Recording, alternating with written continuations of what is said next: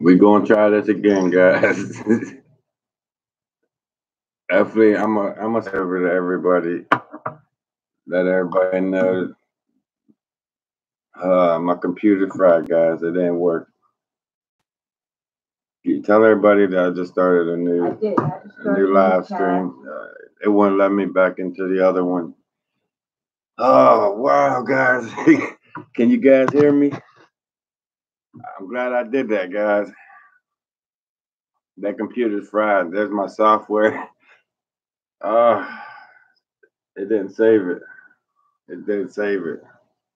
Usually once something like that gets in your mainframe, it's Man, it didn't save it. It needs to go back to the factory. That's their computer. Happened before. Well, if the troll watching, you got me again. You got me again. That's their computer that I got fried over a damn virus. But it is what it is. You gotta take them and keep them going. You gotta take the bad, and it pissed me off because that's my main computer and all my editing software is on it. Everything's on there, and it's just upsetting. It's upsetting with everything else going on and Christmas, and I gotta sit there and go get a new computer and figure out how to do that with new editing software. It's a bad time. It's a bad time of year for that. But let's move on with it, guys. Let's keep it going. Guys, I apologize for this in advance. This shit is just oh, it's overwhelming. I just need to take a minute and just. I thought I saved the computer. I thought I saved my computer with the tech. I've got a technician in here. I bought Norton. Norton was $100 for that disc, and he ran the scan. Everything worked perfect. It quit freezing. I figured I'm good. I'm ready for the Friday night live. Let's get it going. I'm already half hour late. Let's get it going. Can you guys hear me good? Can everybody see me, hear me? Because I'm on my junk laptop, but I got the technician in here, got a scan. He said he got quarantined, everything looking good. Everything ran all day. I go live, and now that I go live, it lasted, what, 5 minutes, and it crashed. I had to hurry up and shut that down and run over, switch over to the laptop, which was my original plan, just in case that thing didn't work. But I'm not. It ain't even the loss of the computer that hurts. It's the software, the editing software that I got to get back. I got to. It's not a good day to complain. I'm not gonna complain, guys. Let's just let's just roll Bugler up and chalk it up as it is.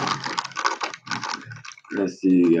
What seems like Jeff is getting hacked and needs some better protective software. I thought I just got some. I got the Norton. I thought that was the best that you can get, and it didn't work. But the Trojan horse already did too much damage. What it looked like, and it couldn't been saved. But I ain't trying. Hey, I gotta move on with it. I'll get it back, guys. I'll get it. I got it back. This is the third computer. I'll get another one. The trolls ain't stopped nothing. They ain't stopped me. But anyways, let's move on from that. Like I said, we was gonna go do the cave last weekend after the Friday night live, and it was too cold Saturday. It was raining. It was supposed to snow, so we pushed it on back until Monday. Monday was supposed to be in the 40s. So we said we're going to do it Monday morning. We're going to push off. It was just me and Fred that was going to do it because I didn't want Mike down in that hole in case something happened. We couldn't climb back out in time, or I just didn't want Mike in that environment. So me and Fred, we was ready. We was going to go down in there. But being Monday here, it's middle of hunting season, and the deer and everything's in rut. Everything's in heat.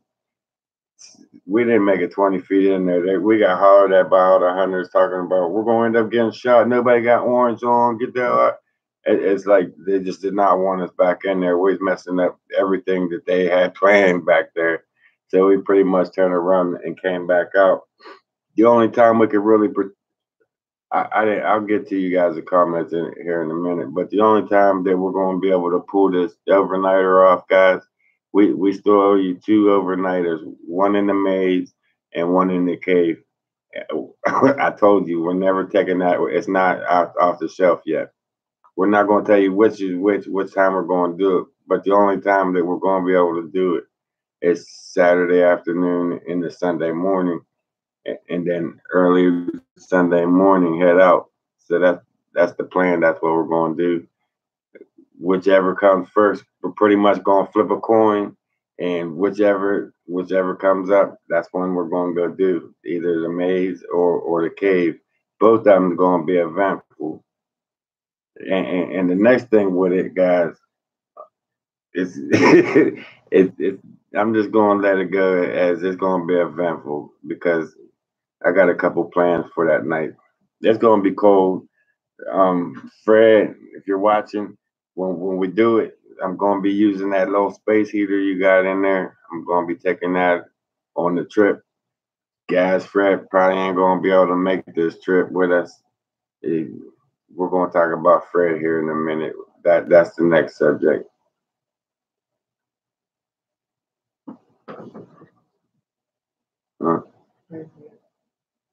Fred, yeah, I see you on there. We're gonna be, if you ain't coming, we're gonna be using that heater that you left in there. I'm gonna get a couple tanks.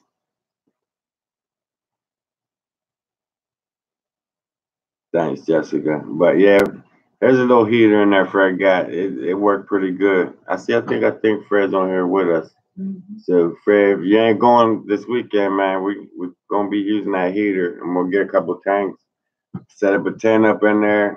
We're gonna do the damn thing. But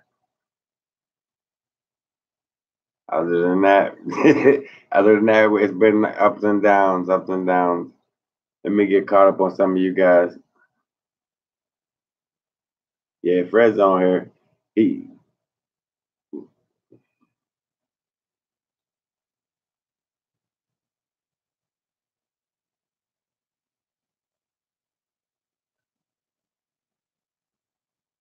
Fred's on here. Yeah, man, Fred's cool. He's cool. He's out. He's pretty cool. He's just back at his mom's.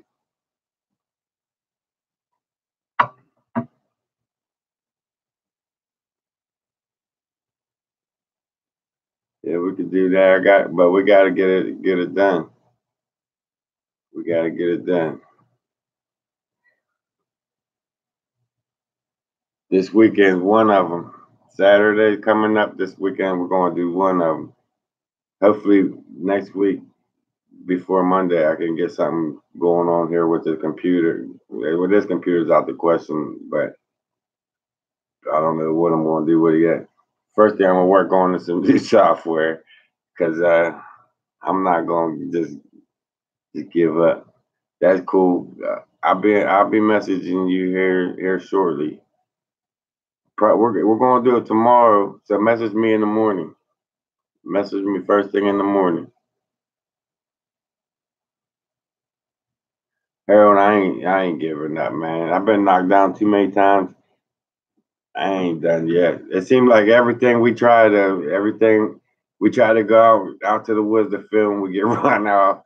I try to go live in my own house, and they send me Trojan horse to fry my computer. That was an expensive computer, not to mention the software. But it is what it is. We're gonna keep on keeping on. Fred, I don't know if you heard yet, man. I got last week on live. We got that Trojan horse. Man, it killed the computer. It's some bullshit, but it hurt. All the software was on there. I'm gonna see what I can do about even getting software on this laptop. I got a T-Rex laptop. I'm gonna try to build it up a little bit, just enough to get it going till after the year. The laptop's cheap as hell now. It's over. The laptop, it lasted through. This laptop here lasted through 3 computers, and I can't. It's a cheap laptop, but man, yeah, you could tell it got me down, guys. I'm trying like hell to just laugh it off. I'm trying to laugh it off and just move on with it. I mean, there ain't nothing I can do now. Nothing I can't cry over spilled milk. You know, that's what my mom used to say. If you're watching but what's going on, Ernie? Now, it's cold up here in West Virginia. Man, dress warm. But this weekend, that's another thing, Fred. If you're going, man, dress warm. It's going to be cold. We're supposed to get a little bit of snow. And if worse come to worse, we might have to hike down off that mountain if we get snowed in there. I mean, we can get up in there with no problem during the day, but if snow hits us through the night or something happens, we might have to like stash our gear up there and hike it off until the snow disappears again. But either way, we're like the mailman. There ain't no excuses on this trip. We going. We definitely going.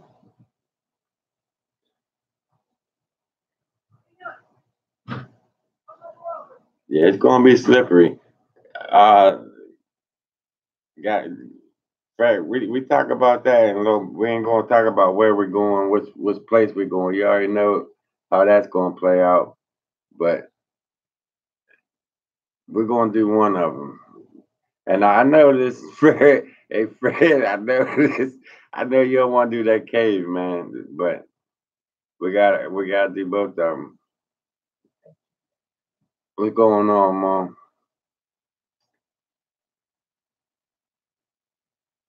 Good to see you on watching, Mom. What's going on, Pamela? Mary, thanks. Thanks a lot, Mary. But yeah, that's pretty much where I'm at right now. I feel like I'm letting you guys down because we really ain't been out there doing much. But with the weather, with the hunting, and everything else going on, it's like it's preventing us from getting up there, from getting into the woods. But we're gonna keep it going. We're not stopping. As long as I still got my cameras, I don't see a way for them to put a virus in my cameras. They're not stopping me. Ain't nobody stopping me. So troll, if you're watching, troll on. You're doing a good job. Keep it up. Don't stop. Cause I ain't stopping. You got your hands full messing with me. How long is hunting season? Probably till after the new year. That's what I'm thinking. Usually, mainly through the holiday, through Thanksgiving, everybody got the small game, the large game, bows. So mainly this season right now is all game. It's it's a bad time of the year to be in the woods, and I think that's why the Sasquatch gets scarce more around this time of year is because all the hunters are running around shooting up shit, shooting everything that moves, and I think they just lay lower more. I don't think they actually migrate or leave. I think they just go into the rocks and just lay low, go up under the ground. Some places they just lay low and move during the night like the bucks do, and just during the day they just lay low, don't do shit. That's what I would do if a bunch of hunters come flooding the woods during the day and then they leave out at night. They'll change up their habits through this time of the year. So it's actually a good thing that we're going out for overnighters in the maze to see if my theory is true, to see if they are laying low through the day and coming out and playing at night. I'm pretty sure that's what's going on with them. Thanks, Tina, for hitting that like button.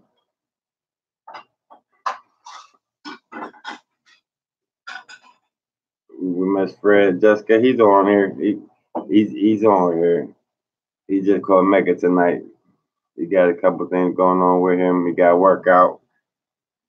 like I said, the whole team's taking punches, taking shots, getting knocked down, and that's why I've been in the dumps lately, guys. If you some of you guys noticed, I've been dealing with the down in the dumps shit. This is basically why. It's been from Fred getting locked up over some humbug shit around this time of year, around the holidays when he should be home with his kids. You guys came, pulled through. Mr. Willis sent a shitload of money and went and bailed Fred out. We got him out, and it's just like one thing after another. It seemed like every time we get up and finally beat one obstacle, another obstacle comes and just sucker punches you right in the face and knocks you down, and you try to laugh him couple off and stand up and move on with it, but the punches keep coming, and it just kind of takes a lot out you to stand back up. But yeah, we're built tough. We're going to take these punches and stand up, keep it moving. Like Fred, that's why he's out there with his mom. See, he just said he found out today the bank robbed him and everything with his money, but it's just one problem after another. And now with everything going on, Fred had to take off and move in with his mom, and that puts like 50 miles in between us. So it's going to be harder for him to hit the woods with us. We're on to plan a lot more. With my car being down again, it's one thing after another. But yeah, Mary, that's what that's what it seemed like. It don't seem like it's just me. It seems like everybody's getting the bad end of the deal lately, and all you can really do is just take life on life terms and keep moving on. Keep taking it as it comes and learning from it, getting stronger from it, and learn from the next time the mistakes that you made from the last. But other than that I'm done rambling about it, guys. Let's just let's just stick with it. But yeah, Fred, man, I got your heater in there. Everything's still packed up. Be ready. I'm gonna go buy about 4, 5, 6 tanks to get us through the night. I got the tank packed up. Everything's packed up. I got the new lights. Thanks to thanks to Mr. Willis, we got some new LED lights. The only thing I really ain't got is batteries. I gotta get some batteries before we head out. Other than that, I'm ready. We're Fred, we ready. So hit me up tomorrow morning and we'll arrange something for an afternoon. We'll meet at the shop in town or whatever. But we definitely got to do this weekend. No more putting it off. I don't care if there's hunters up there and they're going to camp with us. We're doing it this weekend. No more excuses.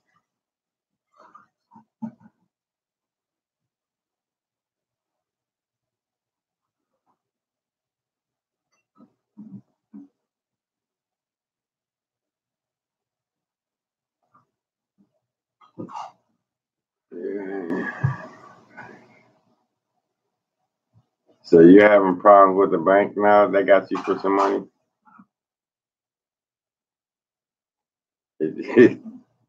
Damn. What's going on, real mama? It's good to see you made it on here. There goes my phone. Could you get my phone and stop it, please?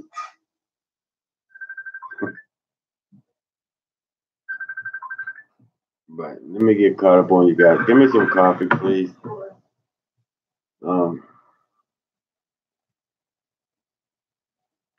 It's sorry, guys. I can see the comments. It's just cheap computer. If it's weird green lines, maybe turn this light on. Maybe I can get you some better lighting. I'll get you some coffee too. There we go. I can see you now. Can you guys see a little bit better? Hear me a little bit better? Oh fuck. Yeah. Oh my Fred. You should know that. If you get overdrawn, they charge $35 a day. Why would you overdraw 20 cents? That's good, Mary. Good. Wow. But guys, I ain't going nowhere and I ain't stopping nothing. I don't know why I keep saying that. think I'm saying it to the trolls because I got a feeling that the troll is watching me right now. I got an idea of who it might be. And if it is, dude, you're local. I'm coming for you. I'm coming for you. I'm coming for you. If I find out it's you, my account's set to the only way I can go over is write a check to you. Yeah, that's how mine is too. I want it like that because if you overdraw that account, man, it's $35 a day with any bank. Any bank is $35 a day added on to whatever you owe. So that can go very bad. So it can go back very bad with that, Fred, man.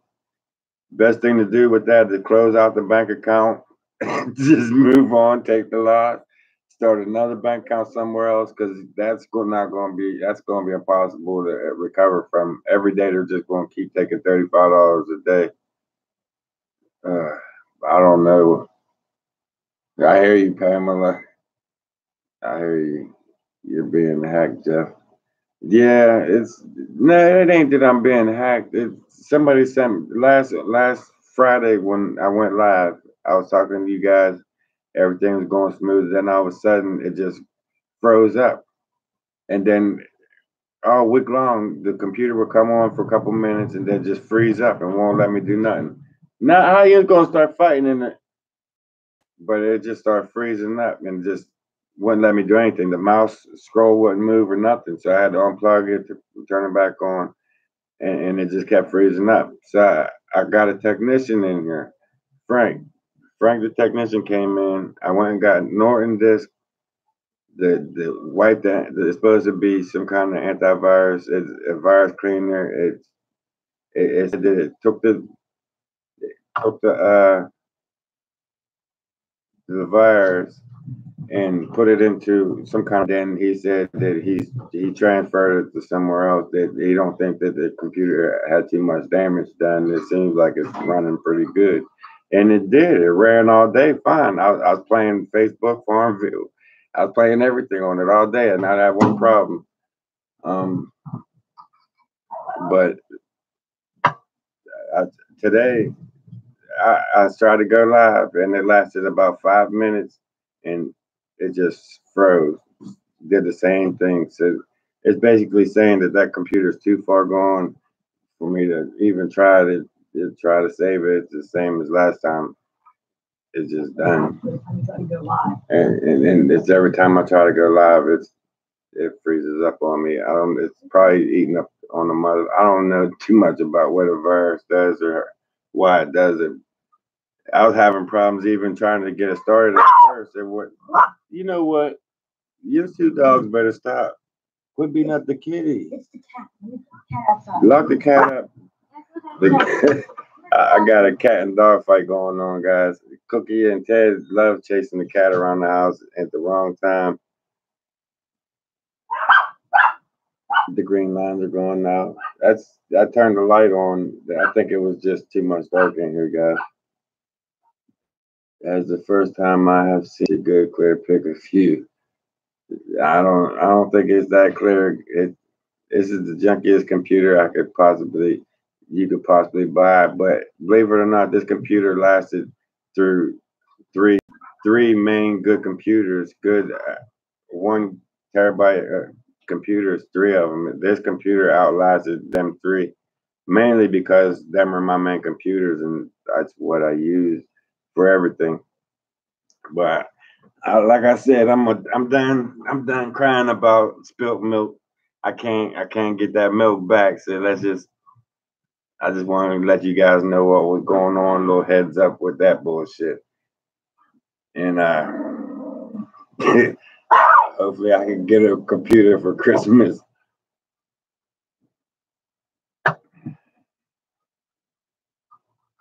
No, Brenda, actually, you're right. It's really not that crappy. But It is. It's probably the cheapest computer you can buy, but it's actually working the best. I was probably better off putting the editing software into this and just working with this.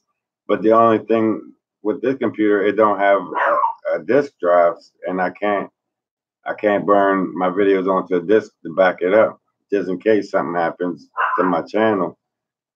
So all that is covered. That'll never happen again. I'll never lose my channel again. Like last time, everything backed up a couple different ways on SD cards, and I burn them on disk and store them.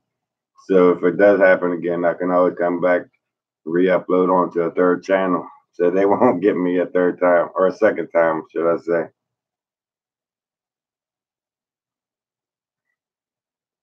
Let me get caught up on you guys' comments.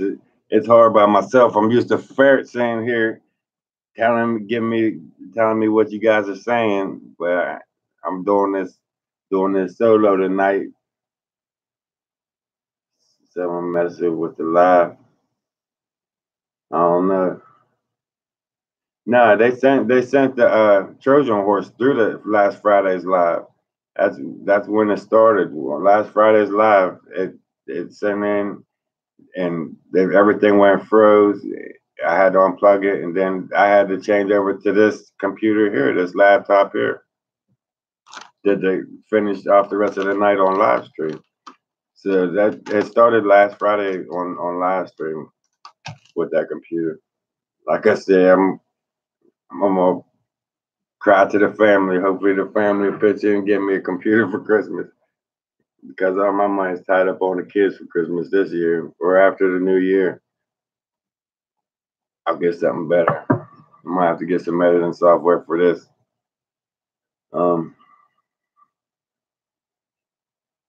Or get an external. Yeah, that's a good idea. On the substick, I do got a memory stick, or it's on SD cards. I've been keeping them on there, but I've been downloading them and then burning them onto a disk, and just storing them in my office just in case, because there's no way they can take them from that way. And I always have them for later on in life. On the kids can always go back and watch them discs of us going out to the woods, having a good time. That's just something to always have around. It's good to have a bunch of videos of us interacting out in the woods. So I'm gonna keep him. Yeah, that's what I got. I got the Norton, and it was a Norton antivirus or something. It cost $100 for the disk to run through the system, and then it contained the Trojan horse virus. They said it contained it into a vault, and then he took it from the vault, the whole vault, and shipped it somewhere. He said most places ship them to porn sites. The viruses like that, they just ship them to porn sites to get rid of them. I don't know where he sent it or what he did with it. My computer, and it should be working pretty good, but it lasted 5 minutes into the live stream, and you guys seen it froze right up, and I had to shut it down and start over. But it is what it is. I done spent half hour crying about the goodness and shit as it would have, when we should be talking about what's the next plan, what's the next move, what we're gonna do while we're out there, shit like that. That's what we should be talking about.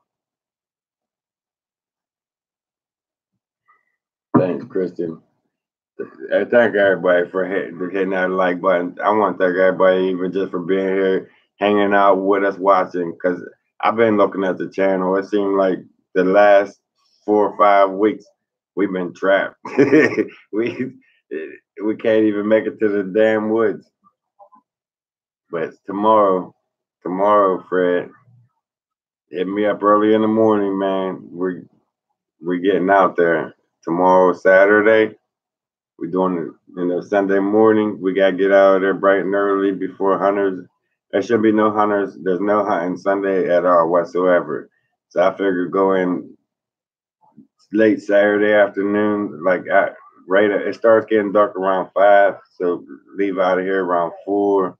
Start hiking in right before dark. Set up camp, and then we'll go from there.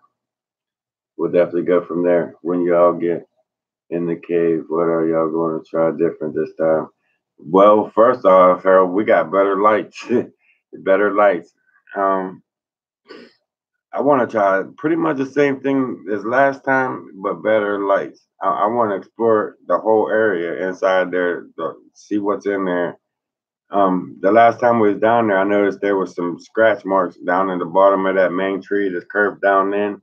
So I know black bear right before they go into hibernation, they'll mark that. They'll mark their area for other bears to stay out. So we gotta really be safe. We gotta be cautious going down in that. That's another reason why Mike ain't going to this trip is because it might be a black bear down in there hibernating. If that's the case, we're gonna have to sneak around in there and keep it quiet. Hey puppy, and keep it quiet and till we can see if there's any bears laying around sleeping in there, and then we'll set up camp and pretty much see what's going on down in there, see what happens.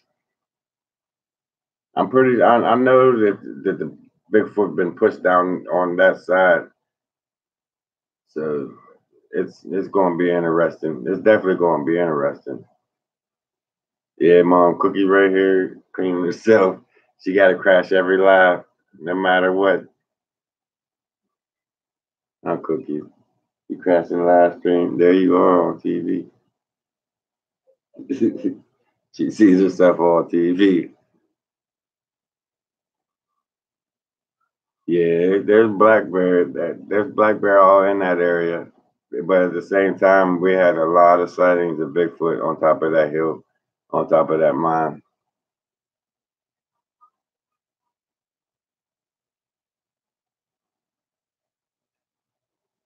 And Mooney, and we can make some plans. It can happen. You can always plan for that trip. We can always hit them woods. Spring's coming up. That's the best time to be out there. Everything having babies out there. That's when the Bigfoot make the most mistakes is when they got that baby out running around with them. But at the same time, that's when you don't want to get in between them because they will rip you apart.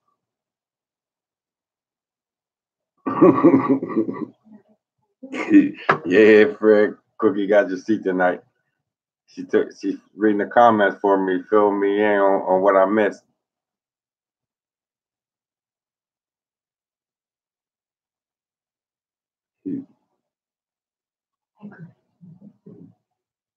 All right, Julie, take your time. Advest, try it, won't hurt. It does it cost? Try to download Advest. Hey, I could try anything right now, but at this point, it doesn't really hurt. I can't try really much of anything on that computer. It's shot. I'll keep that in mind for the next computer. I definitely will. Green back double screen. It could be my internet too. It could be bad connection on the internet. Julie, you use it. It's called Advast. I might have to write that down. Is it something you download on offline?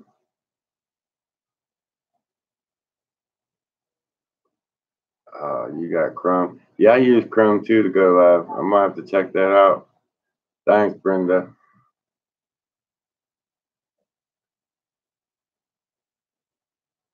Um, yeah, the all the black bears, they should be in hibernation right now. As long as we're quiet and just creep through there, we should be all right. We shouldn't have no problem because they're deep sleep right now.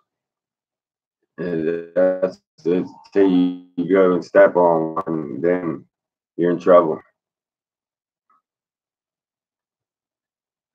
Where it comes, horse. Yeah, the Trojan horse.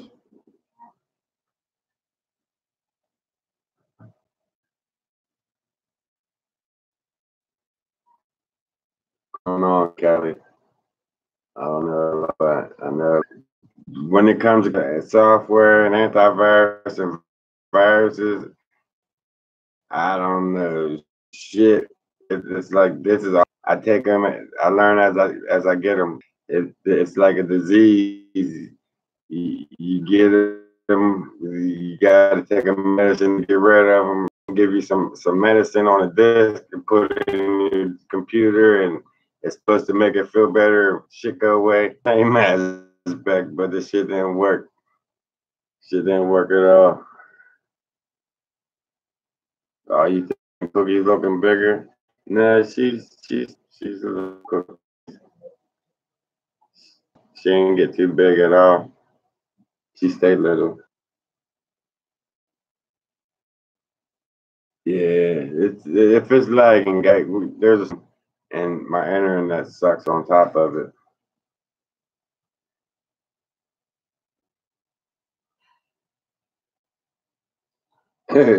Red's going to cuddle with a Bigfoot. As long as he don't rip us apart, that'd be something to see. It's gonna be because it, like I said last time, we're in the middle of winter. Anything can happen. It's been pretty much in the 20s or low 30s all the last 2 weeks. It's been freezing out, so it's gonna be like expedition because it's gonna be cold. It's going than at the bottom where we're at. It's still on 17. I see 25 thumbs up. 56 people watching. That's good. That's cool. To that last crowd, different new live stream.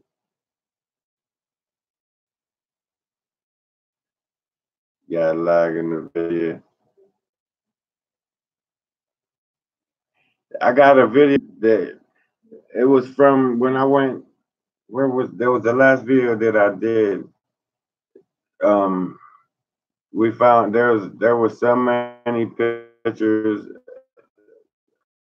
that they got out of there. I got a video uploaded because my computer's down. There's a lot of good pictures. Last video, I can't even remember where I went, where we went, but I was by myself. I want to say, I don't know, I have to go back and look, but there's a video coming up. Scott Miller found so many different people following me that was hanging out there. Clips of them out behind trees to look at me as I pass. There's a good 30 or 40 different clips of Bigfoot actually moving, stepping around rocks to watch me pass. I got a good video coming up that he sent it to me like over a week ago, and I can't get it up.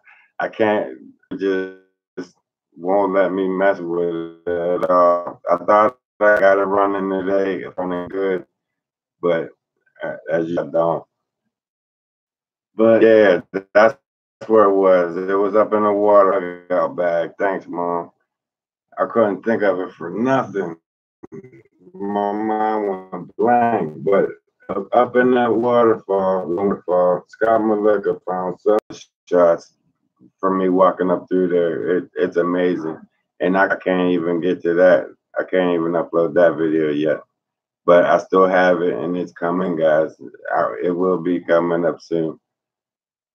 I'm probably not going to upload that video until after this weekend, after we do this overnight challenge. I want to get that up and uploaded, and then I'll put that the overnight in the cave and the overnight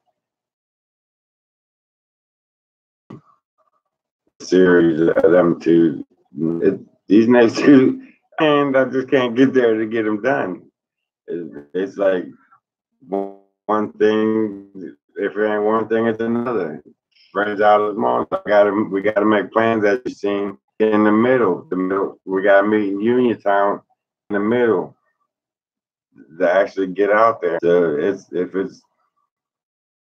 one thing, it's another. I'm done rambling about it, but we got it together. We got the plan for the morning, man. Cause with you or without, be out there and can't take Mike. We ain't gonna take Mike on this trip. It's gonna be a solo run. I ain't trying to do this shit by myself. So make sure you call me in the morning. I will be out there. I'll be out there. Picture froze up. It'll come back, guys. It's the internet jacked up. My internet's all jacked up. Cut the live stream a little bit early tonight. This guys, like it wanted, and they wonder why I smoke bugler too much. Oh, what you got your own wife? Cause it's chopping me out.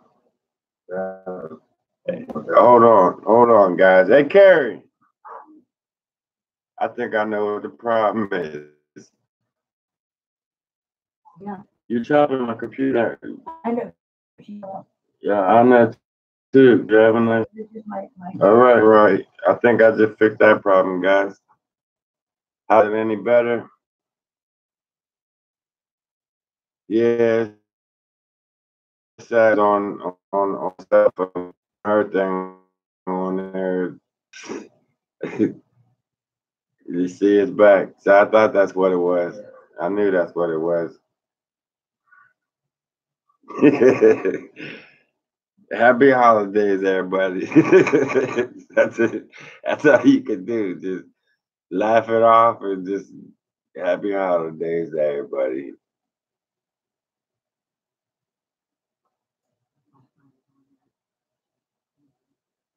18, you need to chill out with that shit. Real shit.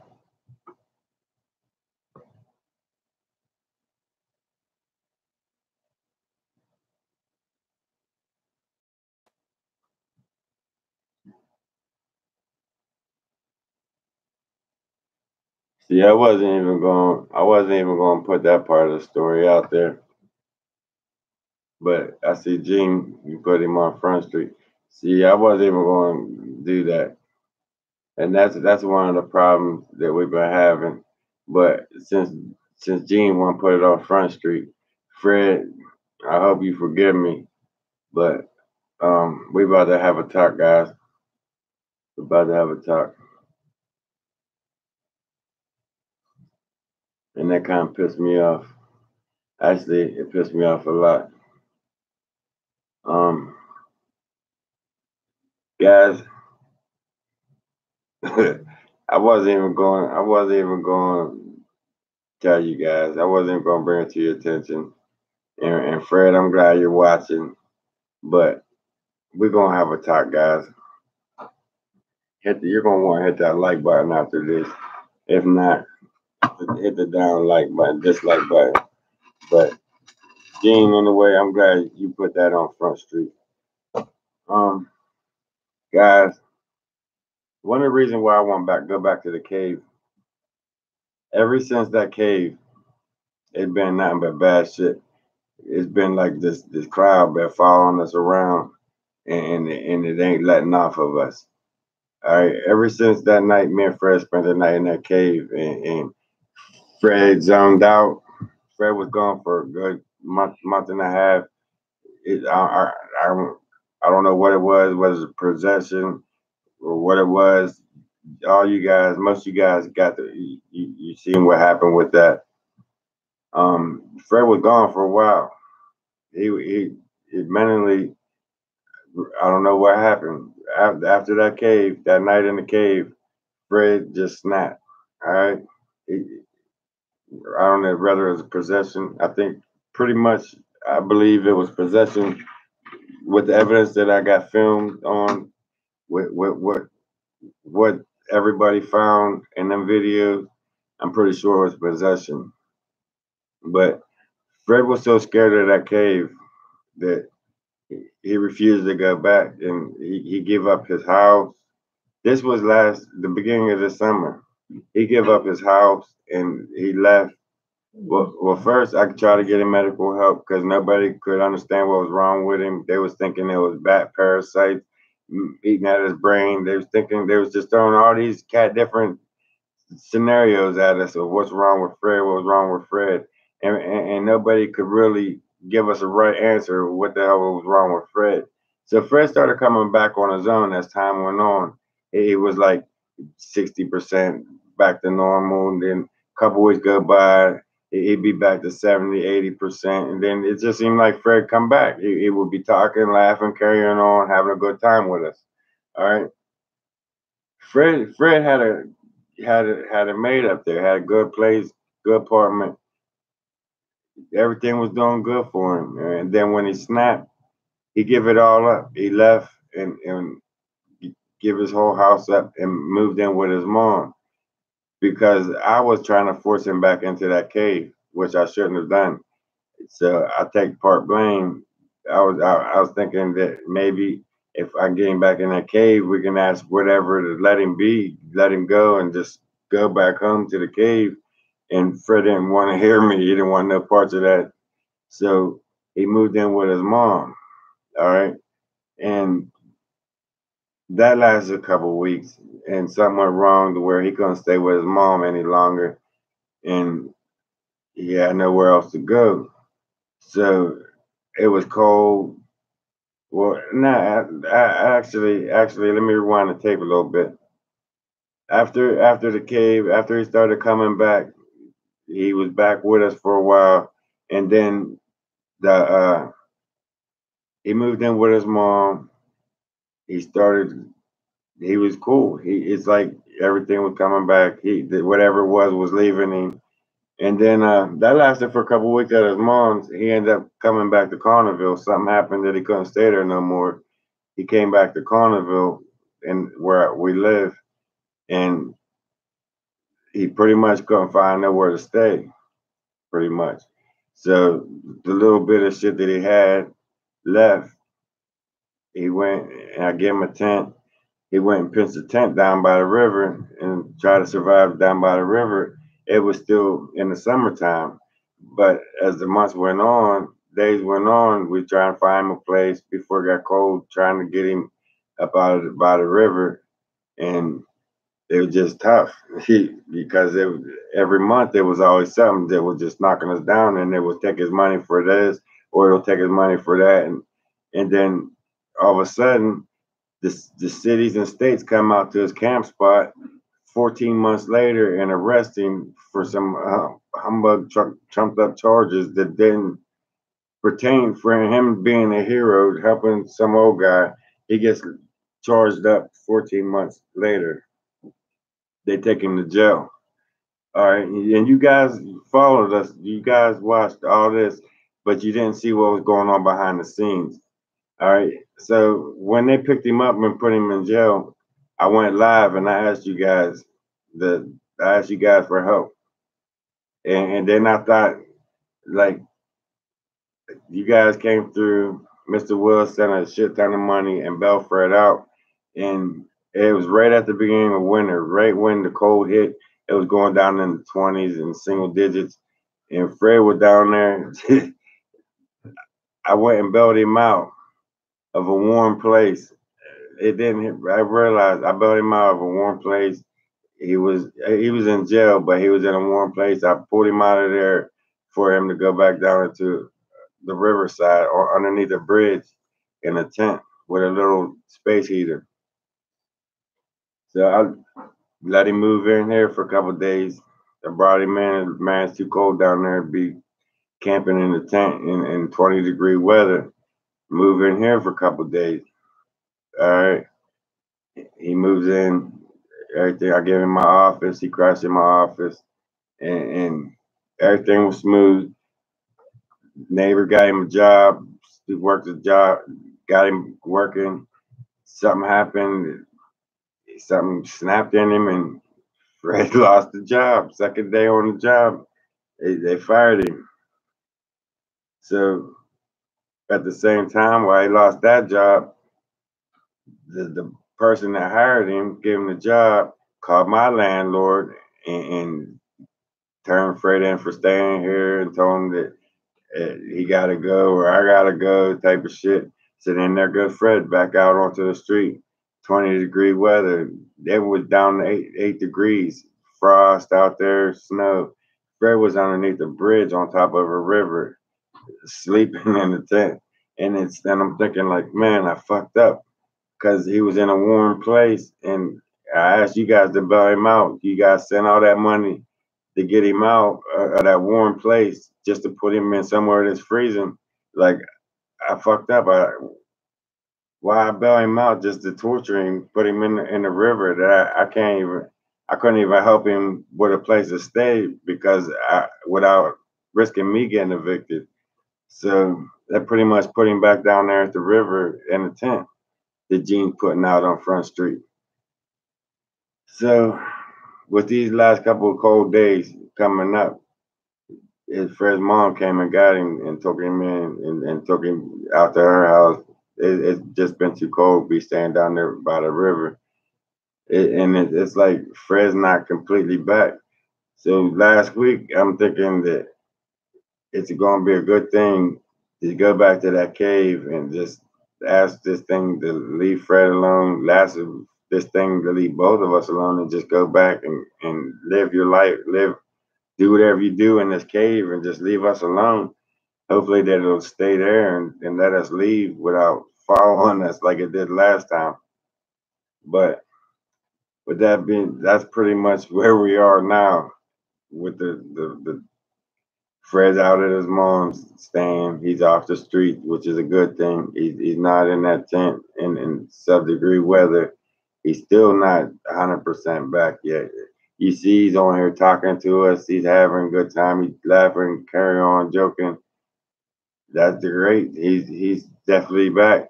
But while he's coming back, being normal, it's like 100 things that keep knocking him down. He save up his checks, his money, and something will knock him down. And he got to take all his money and go put it on that. It's like he can't catch a break. And Gene going to sit there and put him on Front Street about living under a bridge. So I don't find that shit funny or fucking cute. And I really didn't want to put Fred's business out there because of the circumstances. Who wants to let out that they're living on a street underneath a bridge, and I'll bring him in during the day, try to fill his stomach up so he ain't out there cold and hungry at the same. I mean, he didn't want you guys to know that. And Gene, that in a way, that's kind of fucked up of you putting that on Front Street for the fans to see. But at the same time, maybe the fans need to see where we are in life because everybody ain't perfect. Everybody has problems, and it originated from that cave, and it just like a ball that just kept on rolling and it wouldn't stop. So with that being said, man, that's where we are with it. So anyway, I'm glad Gene did put it out there because I don't like hiding anything from you guys, and that's why I've been pretty much depressed and fighting myself inside myself because I felt like that he was in a warm place and I brought him out of there thinking that I was saving him, and I put him in a worse environment because he had to be on the street in 20-degree weather beside a river with no help. So yeah, I mean, that was a lot on my shoulders to take in, to see your friend on the street. That's a lot to take in, and then everything else on top of it with this virus shit. It's a lot, and it's been breaking me down, and that's why a lot of videos I've been slacking on the videos. I ain't been wanting to leave the couch. I just had a serious depression spurt, and it set me down for a minute, and I disappeared for a while. And then I seen you guys' comments. Where you at? Like Kathy really put an APB out on me. Like, where are you? It's been weeks. Where you at? And you said, you know what? These guys need us. These guys want to really see what we're doing. We need to get back out there and just keep fighting and fuck everything else. Forget about all the trials and tribulations and just get out in the woods, get away, and just go do your thing. And that's what I did. I went out there. I went to the waterfalls, got away, and it helped. It helped a lot. It gave me a chance to think about what I want to do. What's my next move of getting Fred and his back in his own place, get him out in the. He's out the cold. He's back at his mom's, which is a good thing. I have his tent and everything here on store standby, just in case. But guys, just know that we went through this some shit this year, and we definitely pulling through it. We getting back up. We brushing our knees off right now, and you guys are kind of witnessing us brushing our knees off. We're going to get back up, and we're going to get back out there. And I really didn't want to turn this video into that, but when I seen Gene put Fred out there on blast, you might as well not just hear a part of the story, but you might well hear the whole story of why, when, and how. Because when somebody tells a story, they only want to tell the good parts or the bad parts or just certain parts that might sound good to them. Let's get the whole story out there in the open, and maybe we could work together and figure something out. Or maybe I'll just figure it out as I go. But either way, guys, that's where I've been. That's where the weight's been on my shoulders with Fred. He's my friend. Yeah, I mean, he's been my friend for a long time. We hit the woods together. We started this channel together, and to see him fall like that, and for me to have my hands tied and I can't pick him back up, that takes a lot out of a person. And then life on life terms on top of that, that's like it kind of knocks you down. It's hard, but we getting there.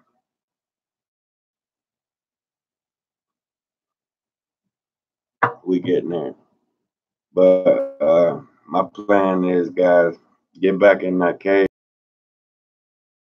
and I'm gonna pray that whatever they're gonna leave me alone, and we're gonna fulfill the promise to you guys of spending the night in that cave.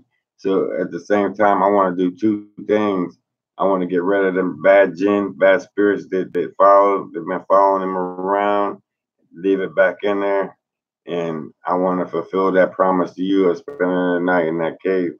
So hopefully we get some clairvoyance from that place when we leave it. That's gonna be the last time I'll ever go back to that place. One time, and the last time, that's it.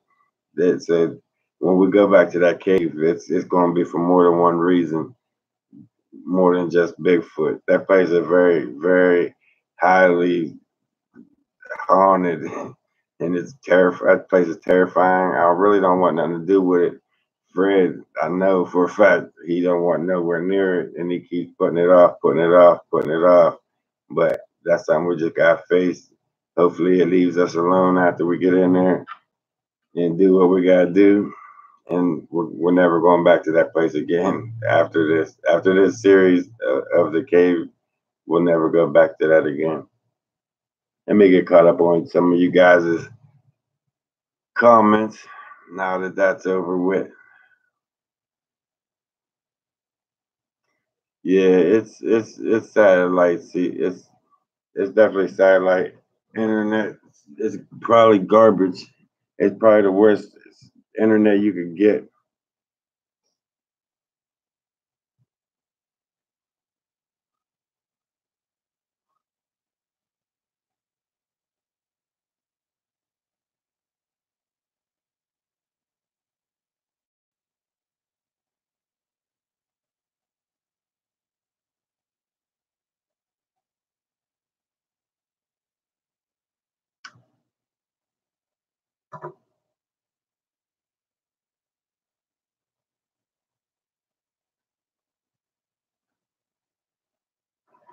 Yeah, Alan, I agree with you. I agree with you 100%. We definitely got to stay out of that place. But like I said, we got to clear some things up. There's something that got a hold of Fred, and it just ain't letting him go. So we're going in there, and we're gonna pray that that thing leaves us be and stays where it came from. And I don't ever want to go back to it again. But we're definitely going to get in there one more time. It's going to be an interesting video, just because your friends love you. We're in California. I need more information so we can help. Thanks, man.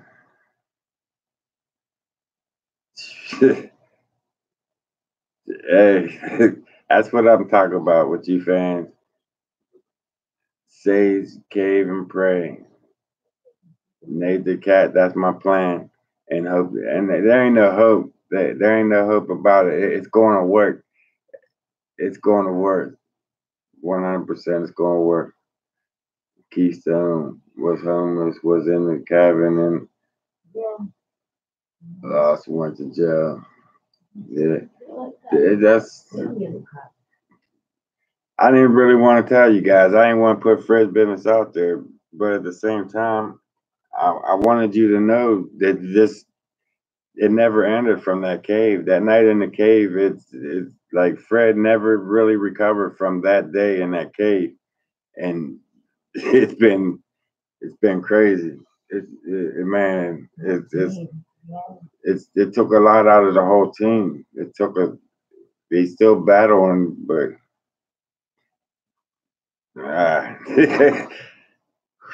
just can't. I just want to get it over with. I want to get it, Fred, tomorrow. Let's go in there and let's get it over with, man. Let's get it done. Let's get it out the way.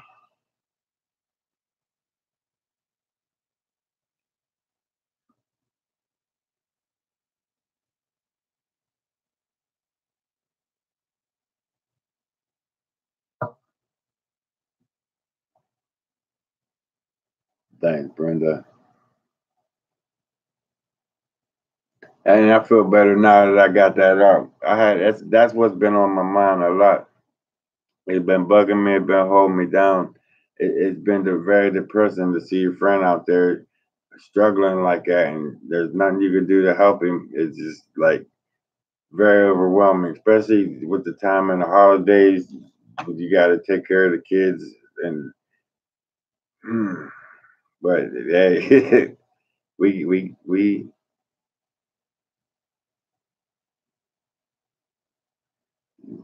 yeah, as you see, fair. He ain't but it ain't so much of being possessed anymore. He did fight through that shit. He's back to normal, but he's still all that the things that came with it is he's still fighting through that, getting his place back, get everything, getting all of his stuff that he lost back. It just we're gonna get through it. We're gonna get through it. Let's just drive. Let's now that you guys know what's going on with that, you see where you know why I've been acting the way I've been acting. That's where the depressed shit came from. I kind of picked myself. You guys picked me up last week with them comments. Kathy, with that APB you put out on me, man, that meant a lot to me. My own family didn't give two fucks where I was, and you guys was out there looking for me every day, sending messages, that was overwhelming, and that picked me back up off the couch and got me going, got me back out there again. And my bags are in there right now, still packed. The cameras are ready to go. It's just now that I'm ready, they want to be hunting season out there and hunters out there. At the same time, right now is everything's rutting right now. Every everything's in heat, so we definitely got to watch that too. Ever been trapped in your own mind, having voluntary outbursts? Yeah, thanks, Kathy. But You see, those of you that don't know, the King Joker, that is Fred on there commenting, guys, which most of you already know. Fred's on here commenting too. So,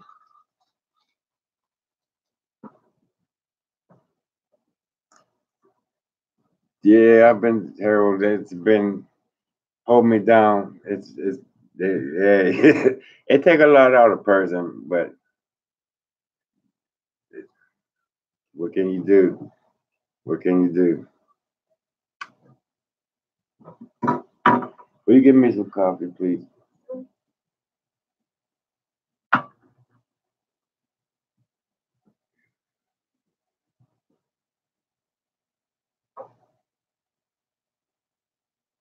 Their hunting bear. I thought that was him. Tell him yourself. He is the King Joker. Yeah, I'm just letting you guys know that you see King Joker up there commenting. That's fair in the hole. So you guys know. My son went last Friday to hunt bear, missed one. Yeah, they're definitely out there hunting.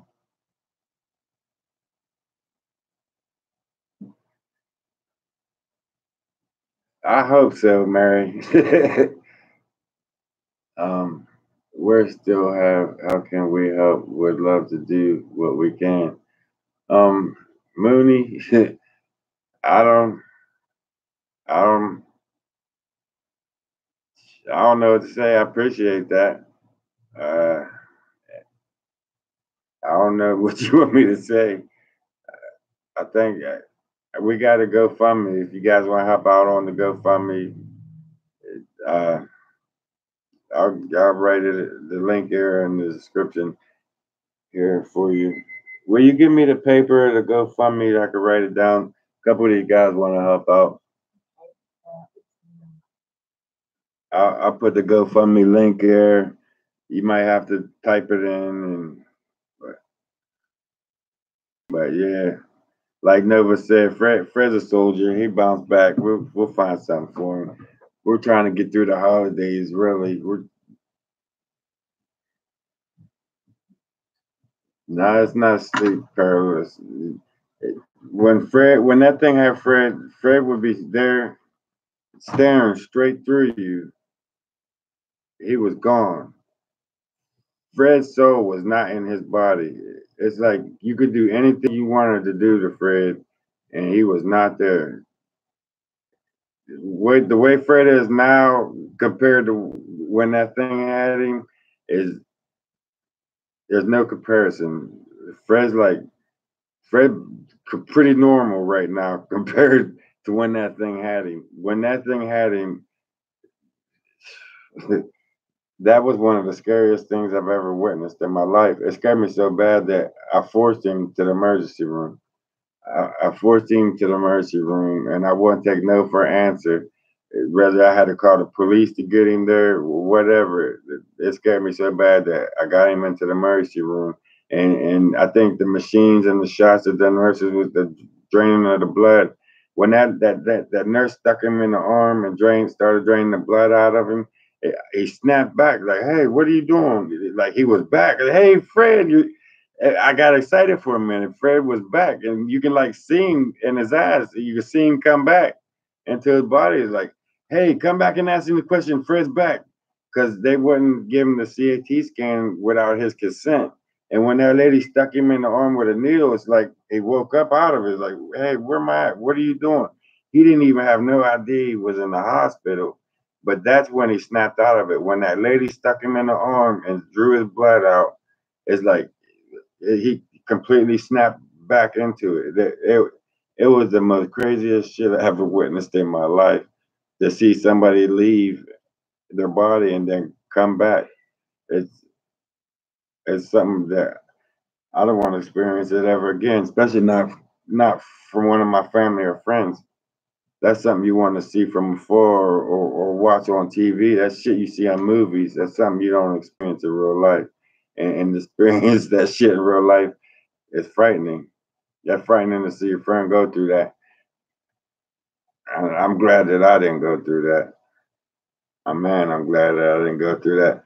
But I was getting to the GoFundMe, not GoFundMe, but my boss.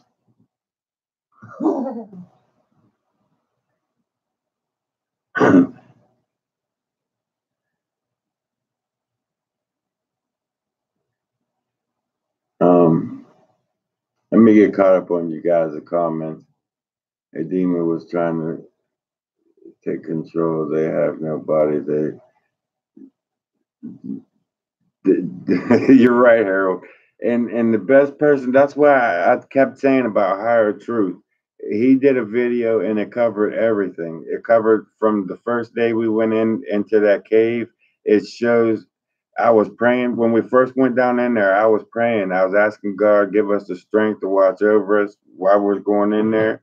And when I said that, something said that's weak. And like not even a minute later, something grabs Fred's feet and whew, his feet fly up in the air and he's down on his back. And Fred was gone ever since that incident. And it was caught on film. The Higher Truth did a video from beginning all the way to the end. That's why I was telling you guys, check out Higher Truth. It's called Cave Camping Gone Wrong Voices. I kept telling you guys to check that out because I didn't want to put Fred's business out there. I didn't want to say, "Hey, man, my friend's fucked up. Something got a hold of him. Something got his soul, and they won't let him go. It took everything he got. It's got him down by the river. Nobody wants to help. The doctors can't help him, and now he's finally back to normal. He snapped back out of it from the hospital trip, but he's still stuck down here on the river." And we're trying to battle him to get him a place from there to recover, to get it back up on his feet. He's back to normal. We're trying to get him a place. And it's like, while he was fighting to get a place, the police come and arrest him from something that happened 14 months prior. Did from because he was helping her. That's when I asked you guys for help, and Mr. Willis came through and said a shit ton of money and bailed Fred out. So that's where we are with that. Which I'm glad that's off my chest. I'm glad you guys know what happened, where we've been, what we've been going through. All that's out. You guys know. Thanks, Gene, for getting that out there. Appreciate that. Because I didn't want to be the one to put my friend out on Front Street just because I'm Fred's friend, and I wouldn't want somebody put my business out on Front Street. But at the same time, I felt like most of you guys been watching from day one, and you seen what happened in that cave. You seen what was going on in that cave, and you seen Fred ain't been for weeks after that incident. Fred ain't been the same. But now that he's back, everything else is holding him down from getting back on his feet. Feels better with them knowing, felt like we was lying to them. That's what I was saying. Like we were trying to keep it a secret. So, Gene, thanks for putting that out there, man. Now everybody knows secrets out there. You see where we at, and yeah. But let me get that GoFundMe for you guys. Guys, if you want to help out, and I'm not asking you to, I'm not telling you to, and I'm not. This ain't no charity case. None of that shit. None of that shit. Before I even put this GoFundMe in there, if you got extra money or and you want to do something, you want to help a man out, here's the GoFundMe page. Don't go out of your way because we will be all right. We will make it. And it's just trials and tribulation. We will get through. But Mooney asked for this GoFundMe. He said he wanted to help out. So I'm going to put it up there. guys, I'm not asking for no handouts, so don't take it like I am. If you want to help out, I'm putting it up there. It's not necessary.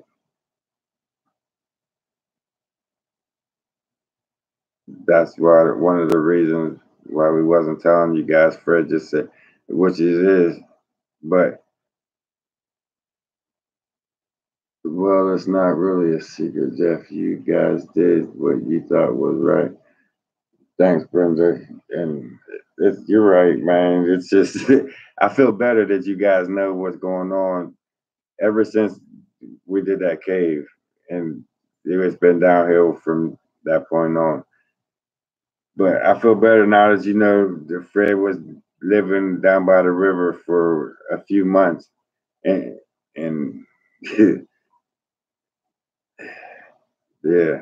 But here it is, Mooney. I'm gonna type it into the comments. The GoFundMe. Guys, give me 1 second, real quick.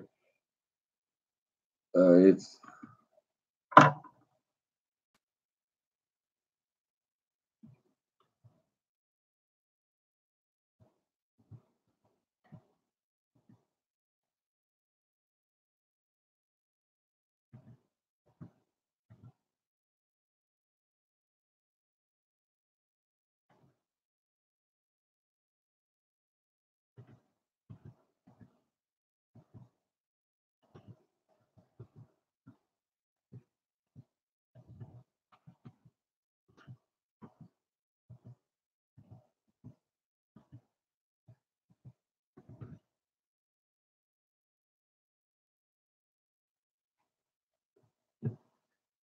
okay. There it is, guys.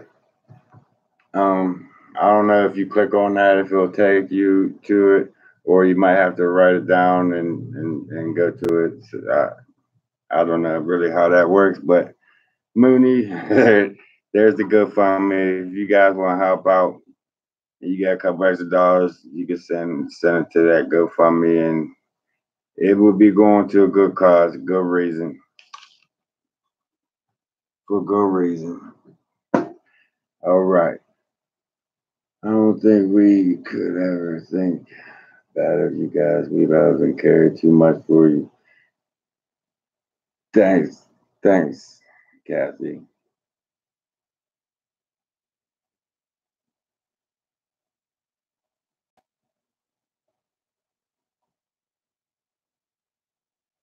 Gene did.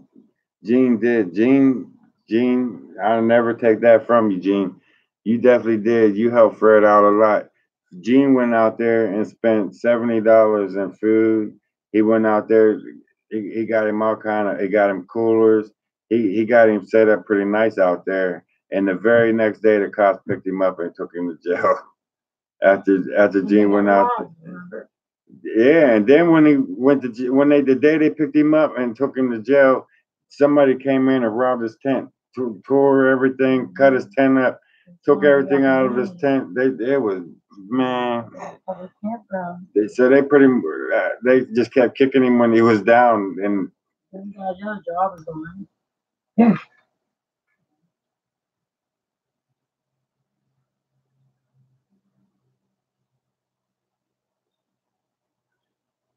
so definitely, Gene, I definitely give it to you. You did help Fred out on that one. I mean, a couple of us came through and helped Fred out. That's why I was feeling so bad. It's like I felt like I fucked up.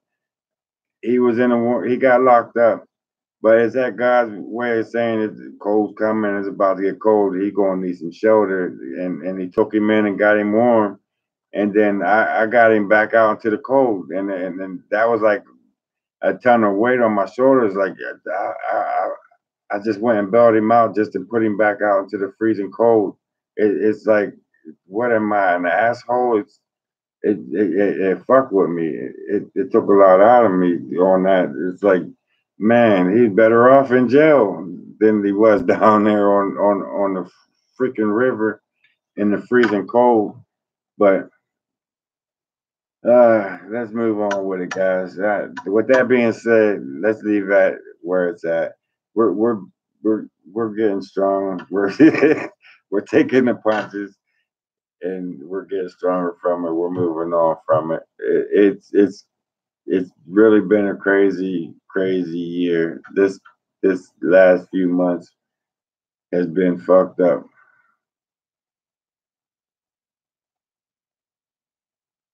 It, it's been, yeah, but let's change that. Let's change that whole thing. You come too far to stop now. So that's what I said, Harold. We will never give up. And as much as I wanted to, and a couple times I think I did give up. I think I did quit. It's just, hey, we something just keeps us going out there. I don't know what it is. It's just something keeps us going. It is no matter how hard the blows keep knocking us down, something keeps putting us back out in the woods. So it's our calling. We're not going to stop. Don't ever worry about that. So much, right? What should we talk about now? Well, that's a good question, Kathy. Very good question. Well, we can talk about this maze. We're about to spend the night in the maze. Me and Fred. It's gonna be some survival slash Bigfoot expedition type shit. Because you guys, some of you guys, most of you guys seen the maze that we're about to spend the night in. It zigzags into this rock face a good ways, and then at the end of it, there's a that goes down in a cave part of it. Me and Fred first found that maze, it was all structured up at the beginning. They had sticks blocking it all up where you couldn't get in. There was like a one log that you had to lift up to get in through it. And then we started zigzagging through there. And once we got back to the hole, Fred was up front. He looked down and put his face down and looked in the hole. As soon as he put his face down, a pine cone flung out, barely missed his face. He turned around, looked at me like, what do we do? I didn't say nothing. I was gone. I left it. I disappeared out that maze, but it was in there. There's no animals that throw pine cones. It just, there was without a shadow of a doubt. We both knew what it was. We knew what was sitting in there.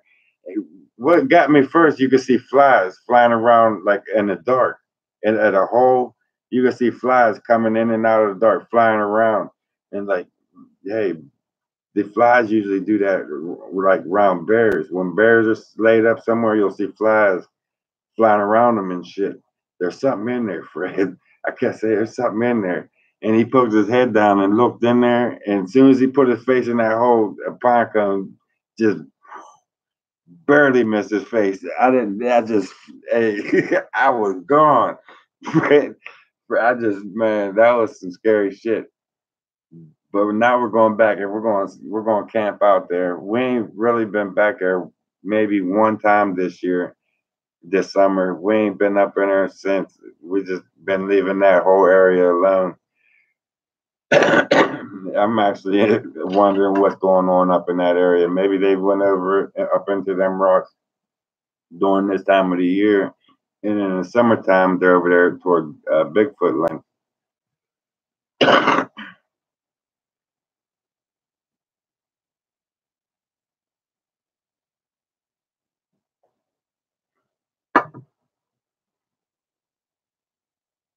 Crazy if you got back in that. Alan, we're one last time.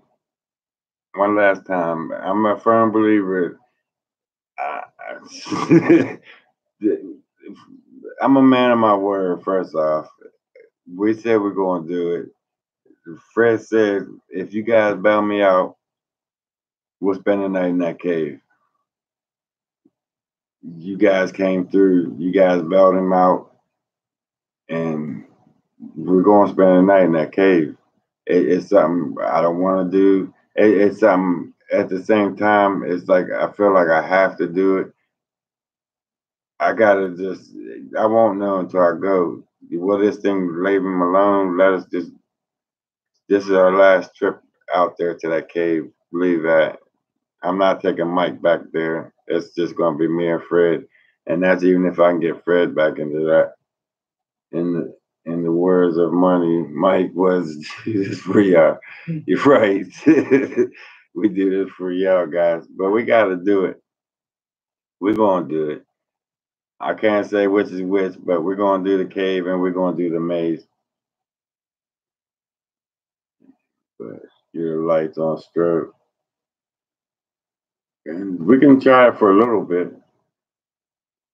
Mike will be at the maze. Mike is not missing that maze. That was gonna make a funny video because you guys know how Mike gets.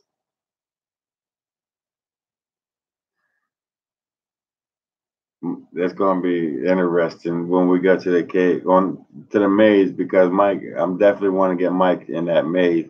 We got to dress for it. So Fred, bring some warm clothes. Bring some warm clothes. It's gonna be cold tomorrow. Definitely. Bring some warm clothes. I'm gonna get a couple extra heaters for out there for inside the tent, and we can just keep going. Like once we start getting cold, we'll go. Wow, I got the hiccups tonight. That turkey, but we'll use the tent as a main base. We'll keep the heater going inside the tent, and we'll go film till we get freezing, get cold, and then we'll come back to the tent, get warm, then go back out, and we'll just keep moving through the night until it gets sun up. Till sun up, we just keep it moving. As long as we keep moving, we should be all right. We should stay pretty warm. And worst come to worst, we'll huddle up in that tent with that heater, and we'll be all right. We'll get through the night.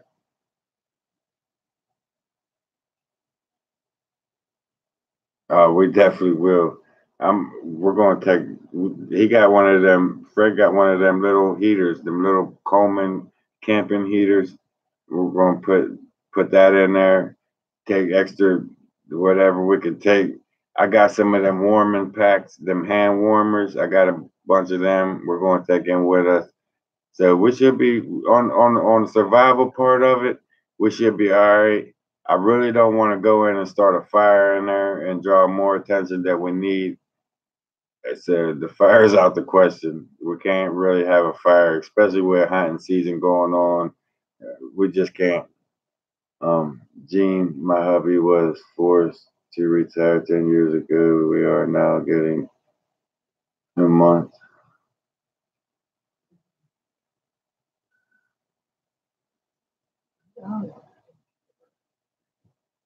Guys.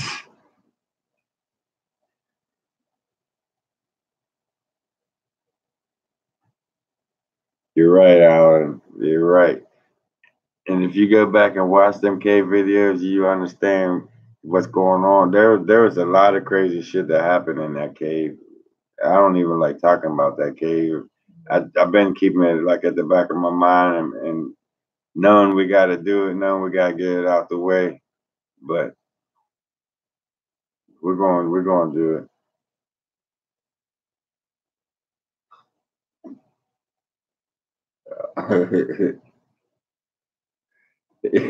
I'll wear all three pair of pants. You see, even he at least he got a sense of humor with it. You know what I mean? He really ain't letting it get to him, getting the best out of him. He's taking the punches and rolling with it, and still laughing. So that's show you what type of person Fred is right there. The way you can take the bad and turn it into something good. That there ain't too many people that can do that. And Fred, one person that can take some shit and turn it into some caviar or some you know what I mean. Fred is good for that. And that's why Fred's on the team. But Harold, he's right. Y'all, you guys are great. You guys are great. You gotta be careful when them haters. Yeah, carbon dioxide poisoning is no joke, bro. Open your tent trap. Good idea, Matthew. That's a real good idea. I didn't even think of the carbon monoxide. We would have been building it up inside that tent. You're there. That's got the air coming off the top. That cover. So we should be able to open up that and let the carbon monoxide come out of there. But I'm glad you brought that to my attention. I'm gonna definitely keep that in mind because them Coleman grills they do leave off carbon monoxide. Yes, they're called. Take the tent too and stay warm. Yeah, Brenda, that's what we're going to do. I got a little 2-man tent. We're all going to squeeze in there. We got this little propane heater. It's all packed. Everything packed in there. It's ready. All we got to do is pick it up and walk out the door. We already picked it up and walked out like 3 times to make these attempts to do this overnighter. And it just, this weekend's our weekend. Okay, Julie, it sounds like a plan. What Jean, Pamela?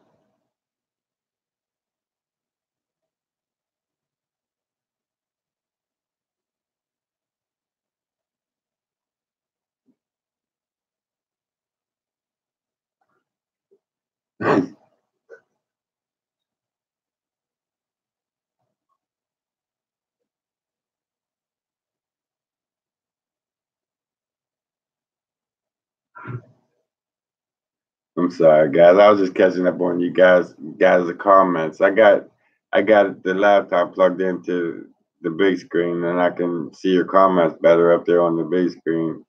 I was just catching up on what you guys were saying. You guys are pretty funny. There you go. You won't be cold. Take some dream catchers with me. Hey, I might need all these dream catchers I can get when I go down into that cave. That cave. I'm gonna need all the spiritual help I can get. Believe that. I don't know, Kathy. I don't think Bigfoot wanted to harm you guys. Then when Fred stuck his head in there, that's yeah. They had many chances to hurt us already. They had 1,000,001 chances. I don't think that's the case. They don't. They're used to seeing us pretty much. This the tribe that we always been going to for the last 3 4 years. They're getting used to seeing us and they're coming around more.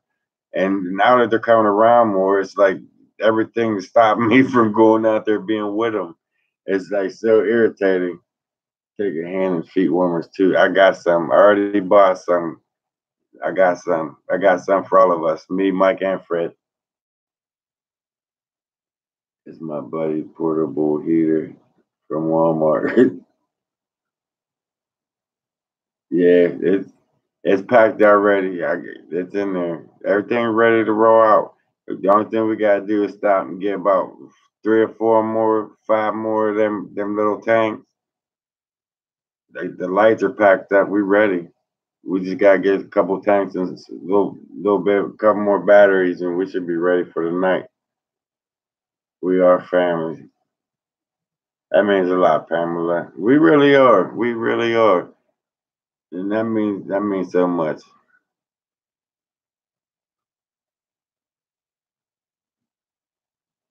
Stop offering my help.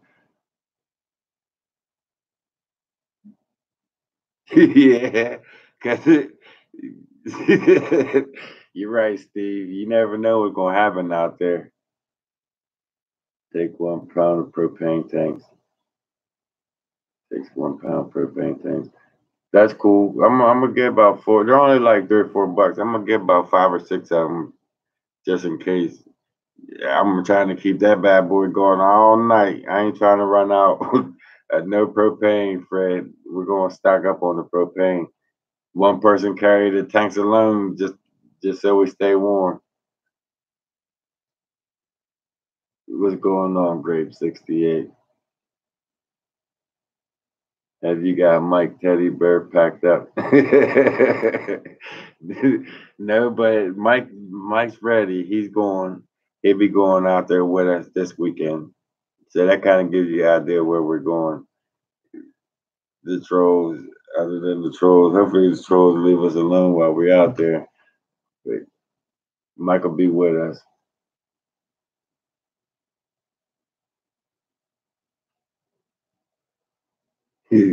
Right. Don't forget spare batteries. That's what we're working on now. The only thing I really need is the propane tank.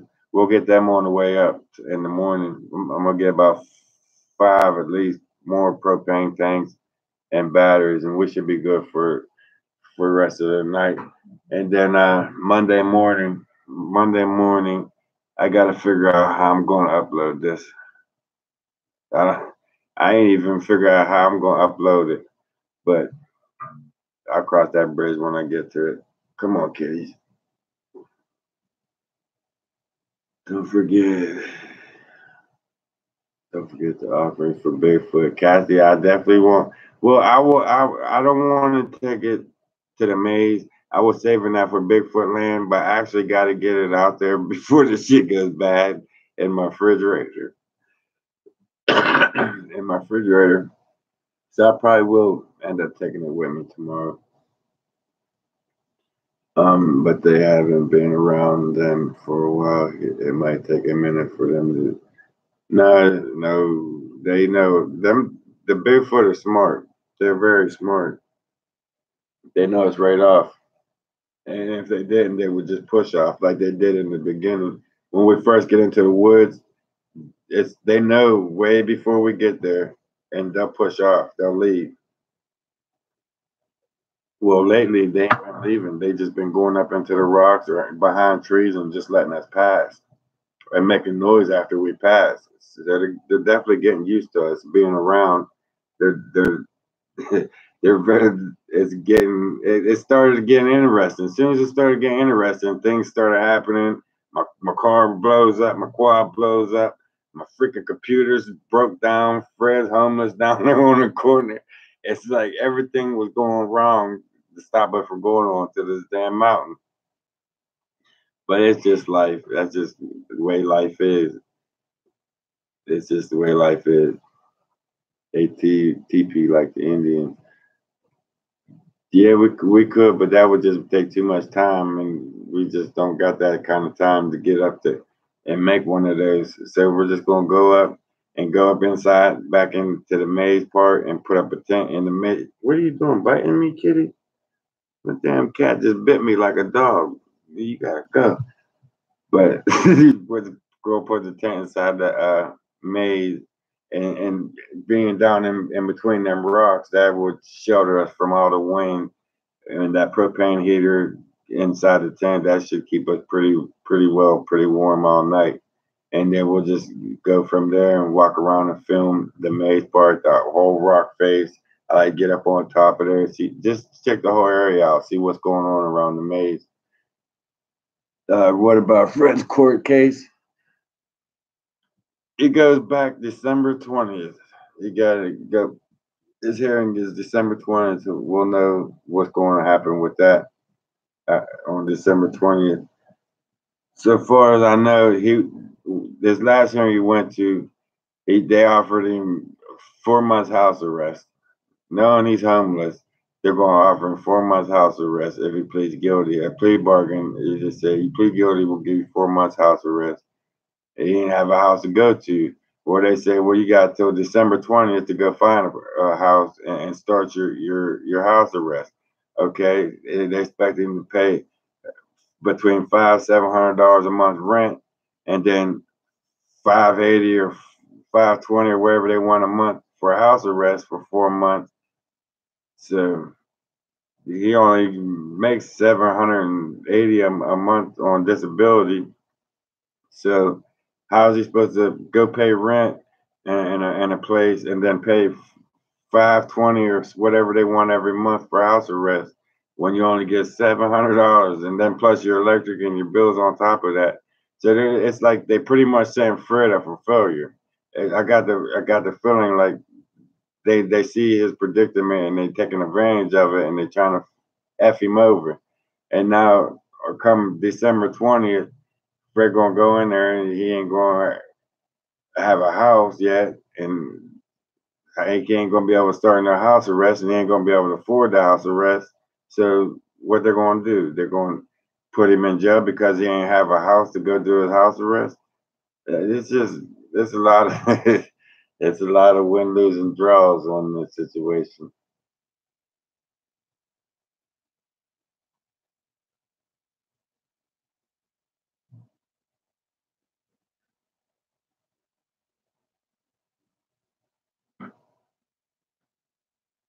Let him stay with you for 4 months. I did. I did let him come in and move in with me. Don't think that I didn't. That's what I said. And when I telling you guys, when it got cold, I told him to just crash in my office. To go ahead and grab a blanket and crash out in my office. And a couple things went bad here.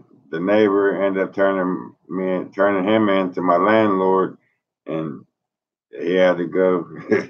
He wasn't allowed to stay here, so I pretty much had to tell my friend he got to go back to the fucking streets. So they gave him a lawyer. They gave him a public defender, which what I thought was weird. This last hearing he went to, they wouldn't even let him go back into the hearing. They kept him out into the lobby, and they took the other people back in, and then they talked to them, the kids or whatever, the people that the shit happened to. They had them in the courtroom. They kept Fred out in a room by there, and his public defender would go in, come out with the plea bargain, come out and say, "Oh, you plead guilty, we'll give you 4 months house arrest."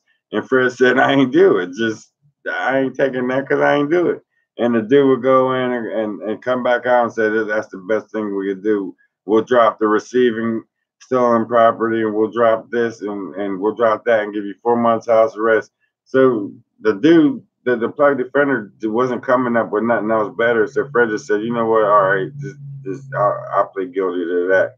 And we figured by the time this next hearing, he should have a place. But in reality, even if he does find a place, he's not going to be able to afford house arrest and and a house at the same time. So what do? It's like they're forcing him to go to fucking jail.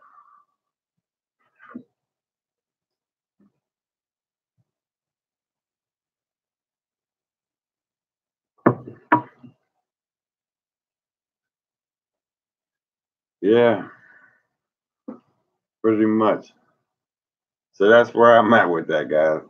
Even though I keep saying,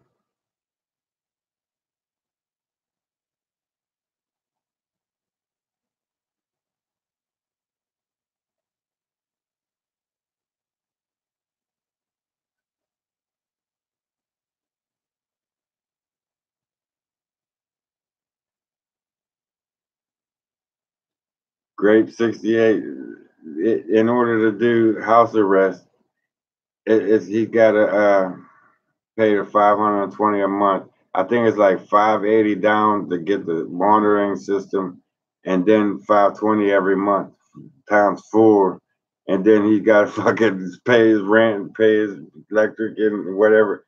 And when he does find a place, it's like they knew he couldn't do that. They knew he couldn't afford that, and they threw that at him because they knew that that was an obstacle he wasn't going to beat. So when he goes back December 20th to his hearing, they're gonna say, "Where's your house? Where you going to do your house arrest at?" And Fred gonna have to tell him, "I don't got a house to go do my house arrest at, so you're gonna have to send me back to jail." I mean, they're railroading. They know what they're doing. They're gonna railroad him in there, and they probably end up going to do a month or two in there in the freaking county, and for some humbug shit that he shouldn't even. It's just right, Harold. That's what I said. It's about impossible. That's where I've been at. It's almost next to impossible to work that situation out, but we are.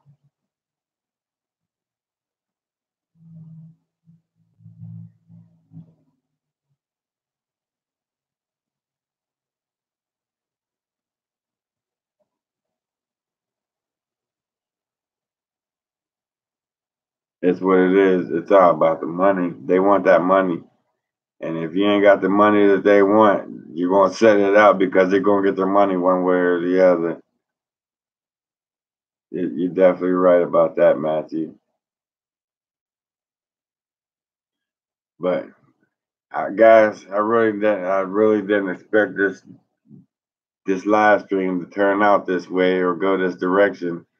I'm coming on here to talk about the next two events coming up in Bigfoot talk.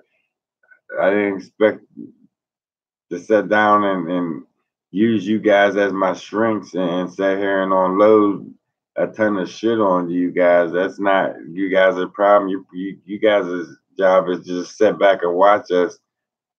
But at the same time, sometimes we gotta sit down and like, look, this is what's going on, guys. This is what we're working with.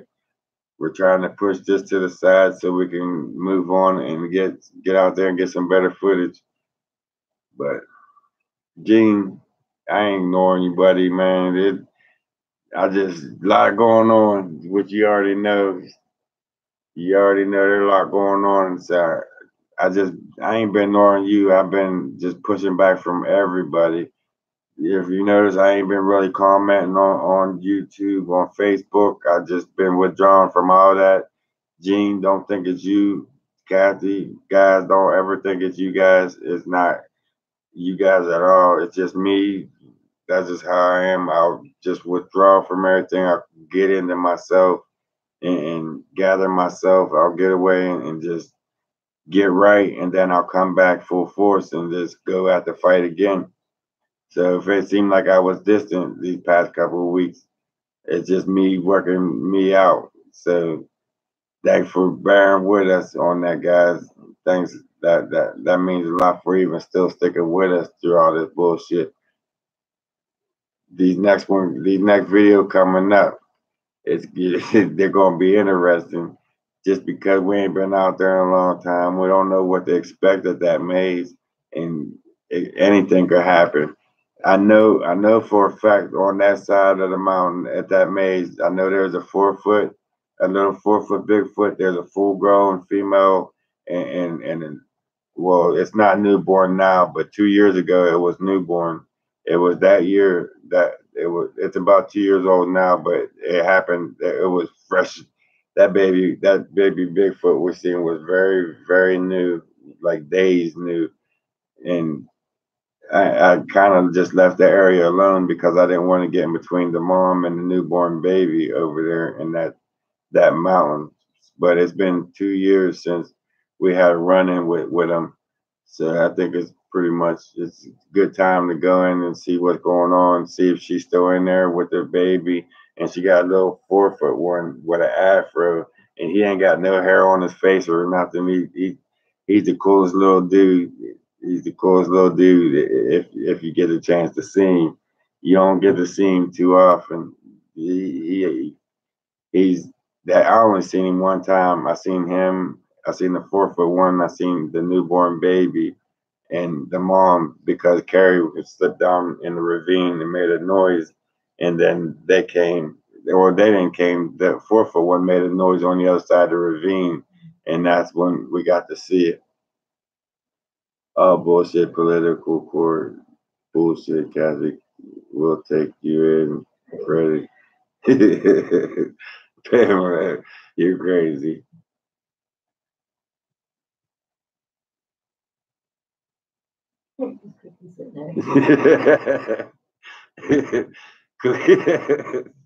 Yeah, that was cute, Kathy.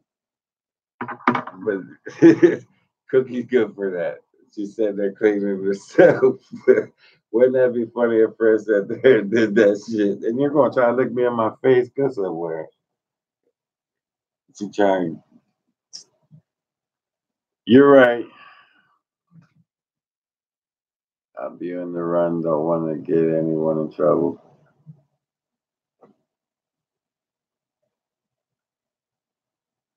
No, you don't want to go on a run, Fred. If you remember, your bonds in my name. If you run, I got paid 10 grand. So think about that before you do it.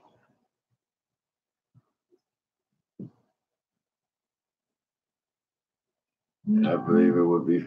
I wish it would.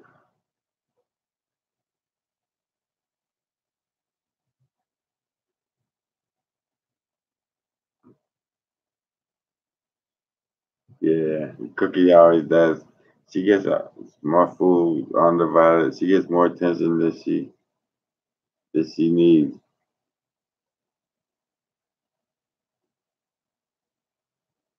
They won't fight you, Fred.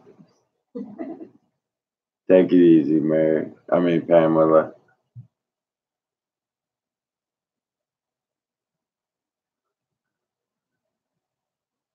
Whatever's going on.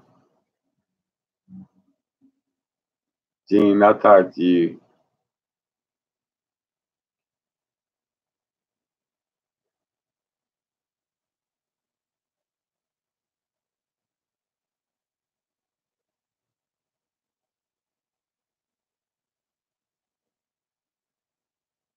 Oh, wow.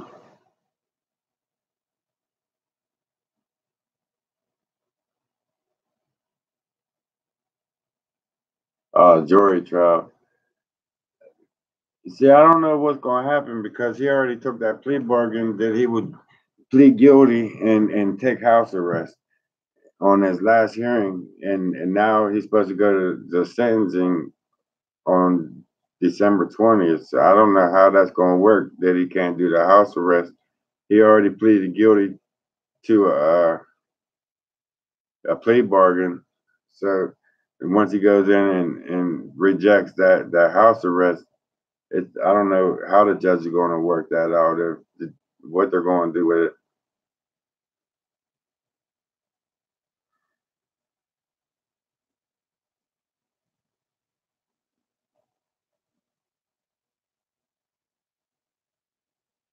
Yeah, you're right, big headed Marcy. You're right.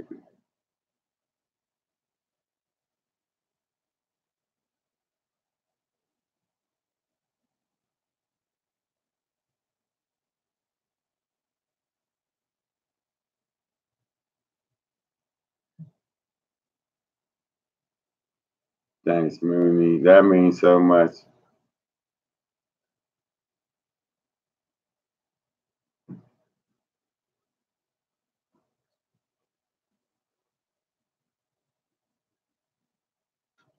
We're going to try it. We can definitely try that, Harold. That's worth a try. Anything worth a try when it comes to the court. But they can go either way with it. Definitely go either way with it. It's Christmas time. I don't see no judge put nobody in jail December 20th, 5 days before Christmas. I just, hey, if any judge ever does that, then need I say any more? That's shitty. What type of judge he would be? But December 20th, 5 days before Christmas, I think Fred has some good luck coming his way. I think everything be all right. Everything gonna come through.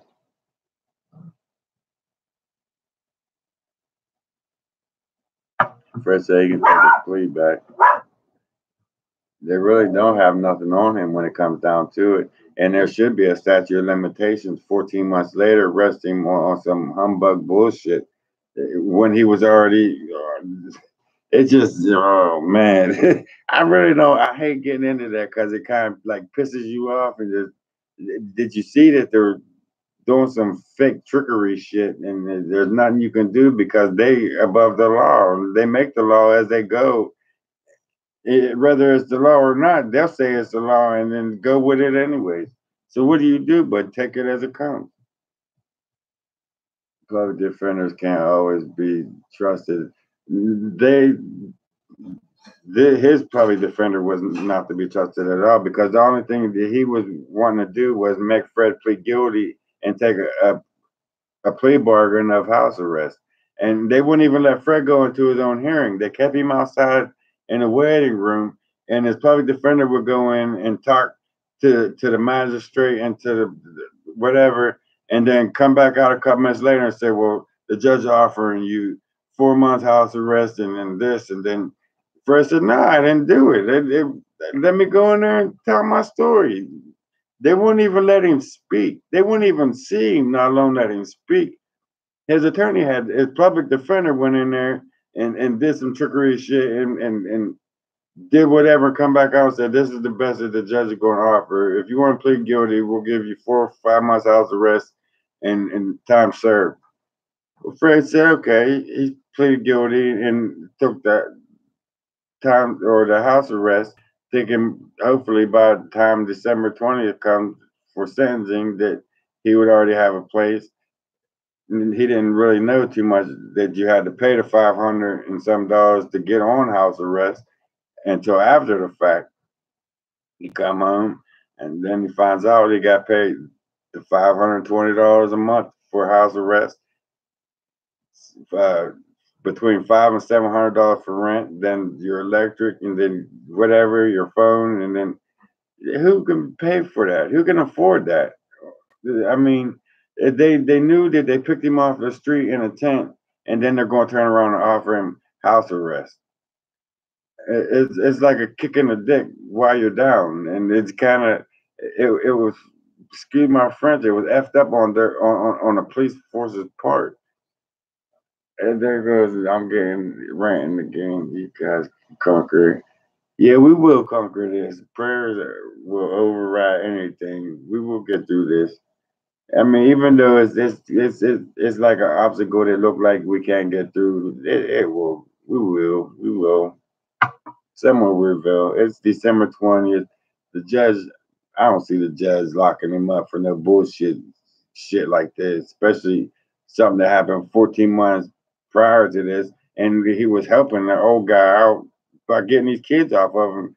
And they lock him up 14 months later and hit him with this bullshit while he's already down and on the street. This whole night turned out to be uh, like all bad, and I didn't want to turn out to be a drama channel because that ain't what this channel is. It's not about drama, and I don't want to keep putting drama on my channel. But it's like that's the only thing that's been hitting us is drama, everyday drama, and I hate drama, and I don't want this to be about drama. I just want a Bigfoot channel with my friends and my family in the woods, and that's what it's going to go back to. And we're going to get through this shit and go back to the woods and keep it moving.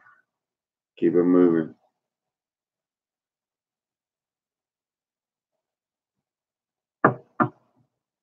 You're definitely right, Grape 68. You're definitely right. You'll be home for Christmas. I think so.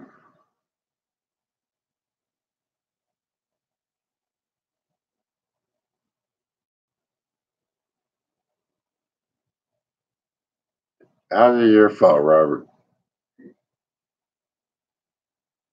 Bigfoot and friends, right? That's what this channel is all about, Kathy, and that's why I want to keep it like that. It's we got a good thing going here, and I don't want to mess it up with that shit. So let's just keep it Bigfoot and friends. Bigfoot and friends. I like that. He can petition the court and withdraw court case and decide not to plead guilty and fight for himself and tell them he wants a jury trial. That's what he plans to do. That's what he plans on doing there, Gene. That's the plan. Come December 20th, he's gonna retract that.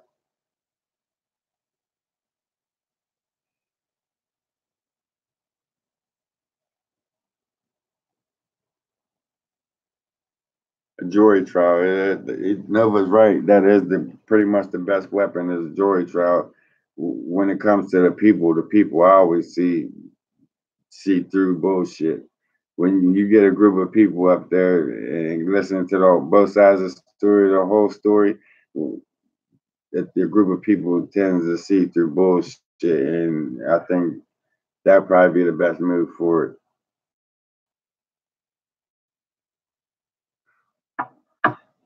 Yeah, you're right, Kathy. That's what's been bothering me lately, man. That's been killing me. It's been depressing the shit out of me. But I gotta get up and keep on fighting. Come at an angle and keep on going at it.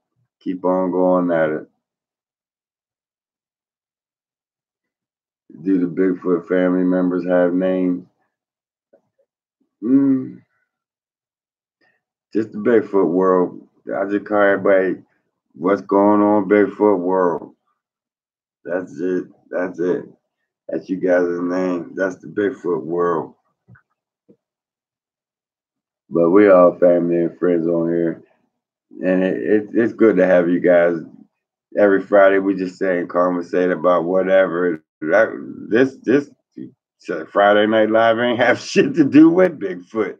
It's about my depressing shit, ferrets, and the whole depressing shit, and the problem, trials, and tribulation of life. And I mean, I appreciate that, guys. I kind of needed it. I kind of needed to get it off of my chest so I can move on with it. It seemed like once you get it out there, get it off your chest, let everybody know how you feel, where you're at, you can stand up and just move on with it and get it going. There he is, Jack Willis.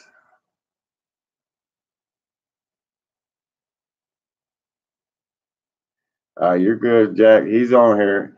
He ain't get to join me, Mr. Willis, but he's on there on the live chat talking. You missed a lot. We've been on here BSing. We've been on here bullshit. But the Bigfoot in the woods. That's what we are. We're the Bigfoot in, but we've been planning. We're talking about the overnight times we're getting ready to do tomorrow. Me and Fred going out there. Hopefully, Fred, hopefully you there in town tomorrow. Meet me up in there. Call me in the morning and I'll get you. I'll get my uncle to grab you up and we'll get dropped off out there.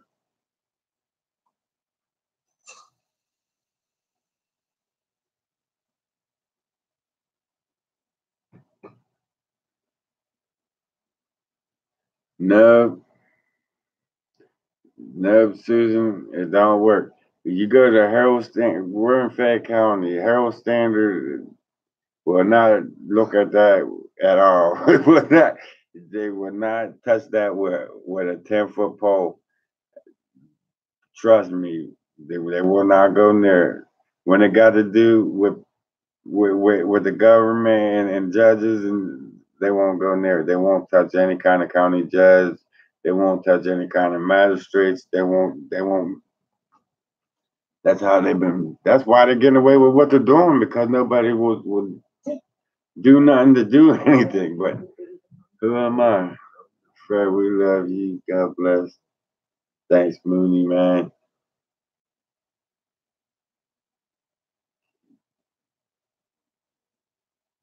It did get real tonight.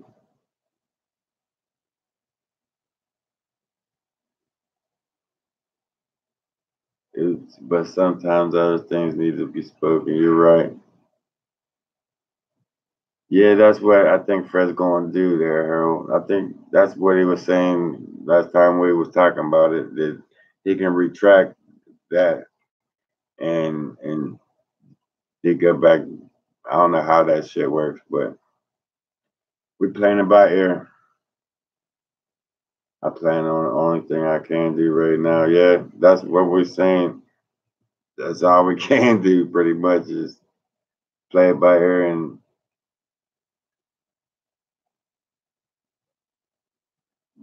yeah.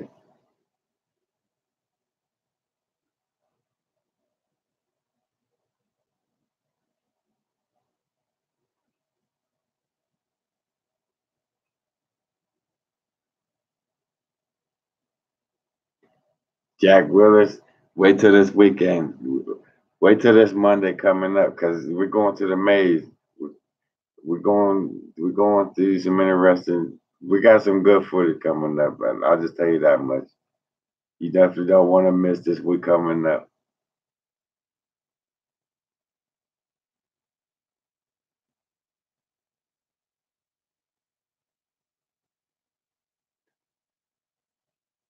All right, that's cool.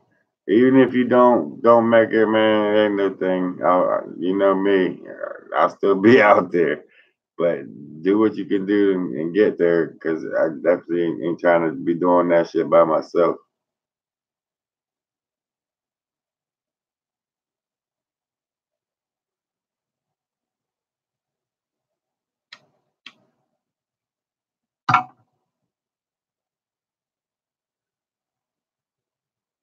I didn't expect this channel, this Monday, this Friday Night Live to take this, man. I never expected this to end out like this.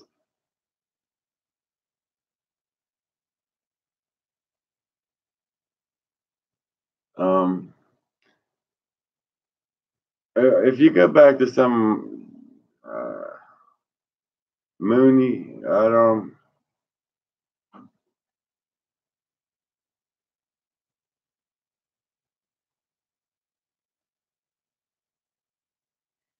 Maybe you guys can help Mooney out because I'm really new to the GoFundMe too. Really, I guess go Google search. I don't. If you can't click on that GoFundMe page, just type in GoFundMe into the woods with Jeff, and it'll take you straight to the web page, and then go from there.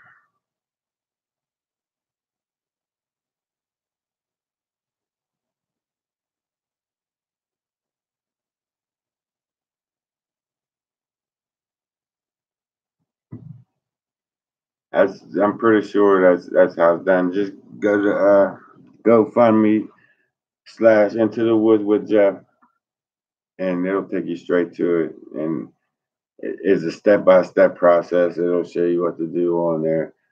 But I don't really want to turn this into that. That's what I'm not here for. Yeah, I do have calm. I do have I, I do have it. I do have I do have it. I have the post office box. I do have it in a sense. In a sense that I need one more piece of identification. They want your life. They want a passport. They want an ID. They want 3 forms of a mail that you got from your house. And I got just about everything but a damn passport. And I got to get another piece of mail with my address on it. And I got the money set aside for the post office box. This it's coming. It's slowly coming, guys. The post office box is slowly. They just want so freaking much to get a box. That's look, dude. You come out my house and check out my house, up to the address where I live.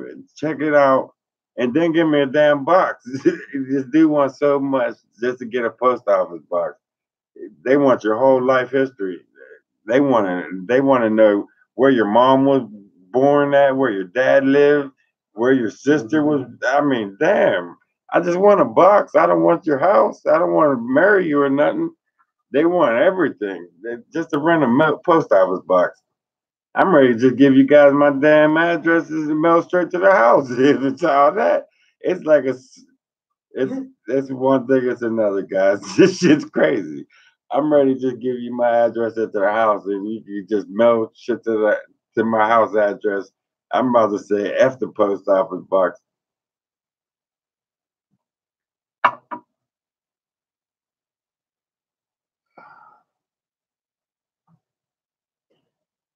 Man, Kathy, you're right. This really ain't about the money. It, I don't even want to turn it into that shit. That's just not me. It's just not me. But let's change the subject. Let's change the subject.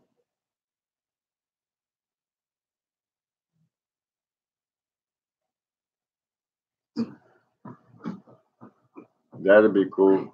If you even need gas money, I'll probably get you 10 or something for some gas money to get you in there. See, we got to do this. We got to get out there.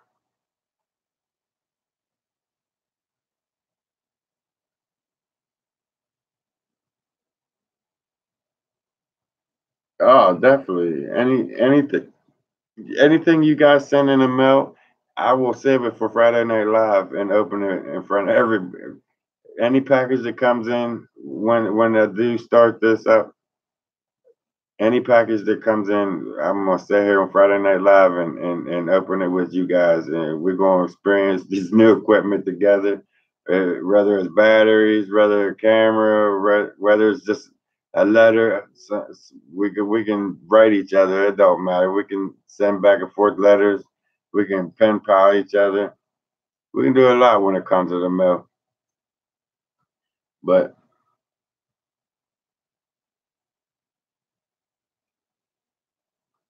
do that your address. Right, Kathy? Uh, you could do that. Give me, guys. Give me till Monday. I think I got everything together. My first video from this overnight challenge, I will post it. I said this the last week. I promise you, if I gotta choke this damn postmaster out, I will have a post office box posted on the very next video coming up Monday morning. No, it won't be Monday. It'll be Monday night. You guys will get your first video of the overnight series, whether it be the cave or the maze. But Monday night, you should be getting the first video from that trip.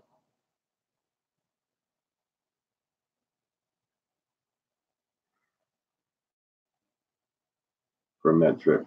So I will definitely get a PO box together. I got the money set aside. I got most of my credentials I need. I don't have a passport. They're gonna have to work with me there. I got all the pieces of mail that I need to prove they're saying that I live here. I got my ID, social security card, birth certificate. Shit, I got whatever. It just they want a passport, and I don't have a passport. This guy's going to make me have to choke him up. He's pissing me off. He gonna have to work with me here. I mean, if you can't get it, you can't get it. They gotta have another way to get a post office box. There's 100,000 post office boxes down there. How they renting them out if? And I know everybody in Cartersville ain't got no damn post office. But right, Pamela, you're right.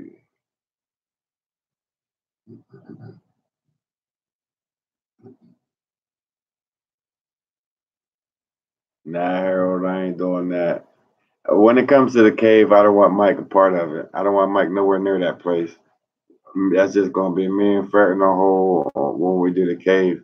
Now the maze is gonna be me, Fair, and Money Mike. We're all three gonna be doing that together.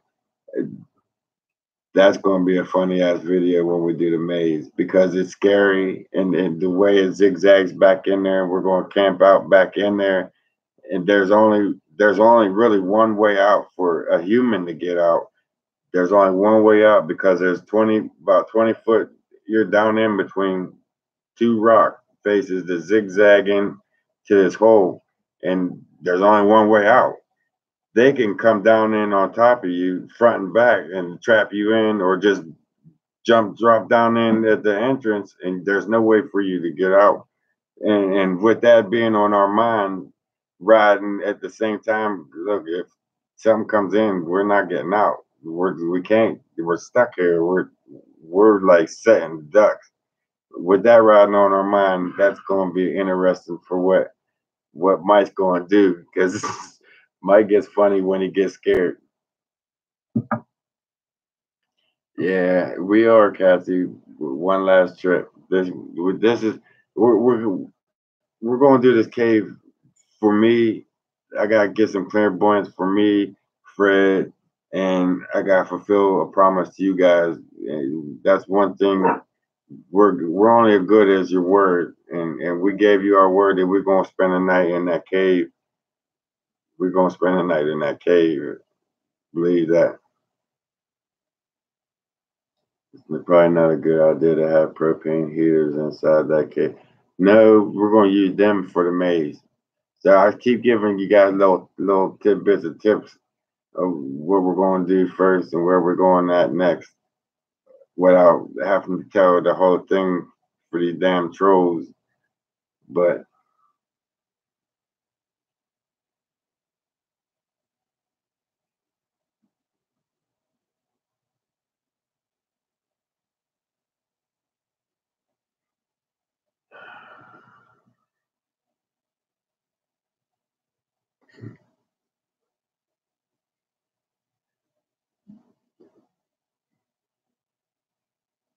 It always has to go to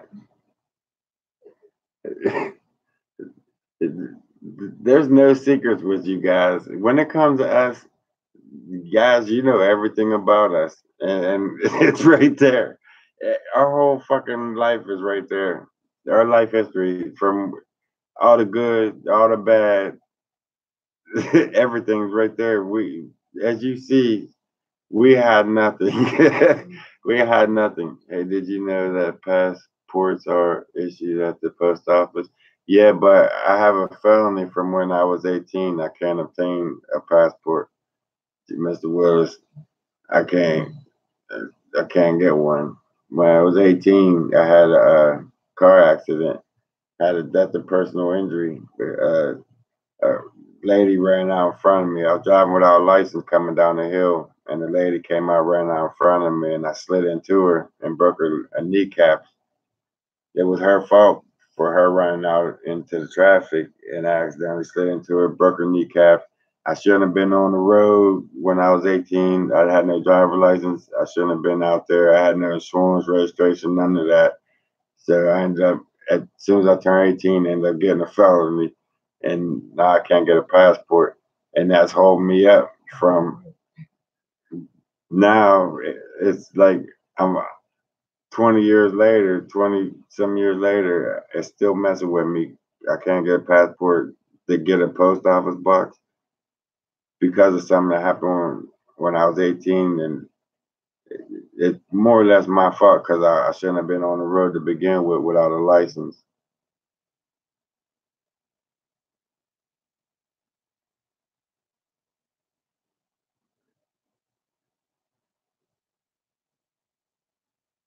Right, right.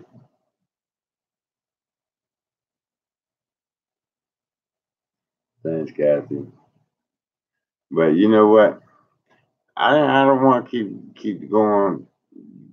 It's like this is I'm sitting here at I feel like I'm at a Catholic confession booth telling all my sins and shit. How did this live stream even turn into that? I mean, I know one thing leads to another, but when that ball started rolling, it just damn, it snowballed into a fucking snowman and shit. How much gas do you think it'll cost to get from Cali to PA? I don't fly. uh, Cali,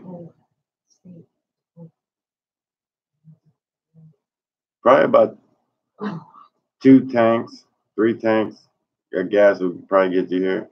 It'd be a nice little trip. It took from PA to Colorado. It took 3 days, 3 nights straight, and it took about 2 gas tanks to get here. So probably about 3 fill-ups, and you'll be here, Mr. Mooney. Right, Harold. But that's what type of person I am. I try. Hey, the more you guys know about me, you know my secrets out. I ain't got nothing to hide. You know where I stand, and now let's get to work. Let's go out there and find some Bigfoot. Let's get this shit cracking.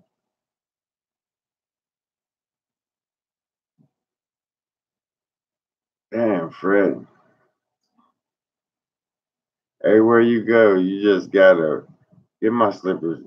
You got some luck on your hand, brother. You got shit for luck, Fred. We're gonna have to get you some all kind of good luck, ain't it? We need to get Fred some good luck. Give me a 5. My baby, she coming back into the live stream. We'll get Fred some good luck. You gonna get Fred some good luck. You will clean yourself. You gonna lick me puppies. I don't care about the gas. I want to go. It seems so exciting. I want to experience it live.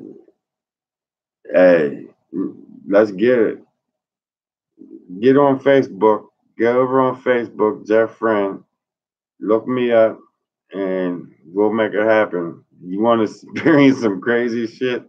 We'll go up to Bigfoot land, set up a tent with some heaters, and I'll show you some crazy shit. We'll get out there and whatever happens, hey man, don't hold me responsible. Anybody come up missing, I'm not responsible for that shit. Anybody get snatched up by Bigfoot or any of that shit, you guys are like me and my team. We go into the woods knowing the risk. When we walk in there, there's a chance you might not walk back up. But hey, you're more than welcome. Hit me up on Facebook. We'll make some plans and we'll get that going. Whenever you're ready, we'll get out there. Um, with the county, of course, they have statute of limitations and for that's what I was thinking. That's what I was telling them. After 14 months, the statute of limitations on a misdemeanor after 12 months, they have 12 months to have you charged and in front of a magistrate, or it has to be dismissed. It's been 14 months later, and it's passed way well past the statute of limitations, and that's why I think the plug defenders trying to crash this damn plea bargain down his throat with house arrest because they know they're past the statute of limitation mark. They won't even let Fred to go back into the courtroom to have a chance to say anything about the statute of limitation mark. They're tricky. The courts are very tricky, and they know what the hell they're doing. Man, when it comes to the court system,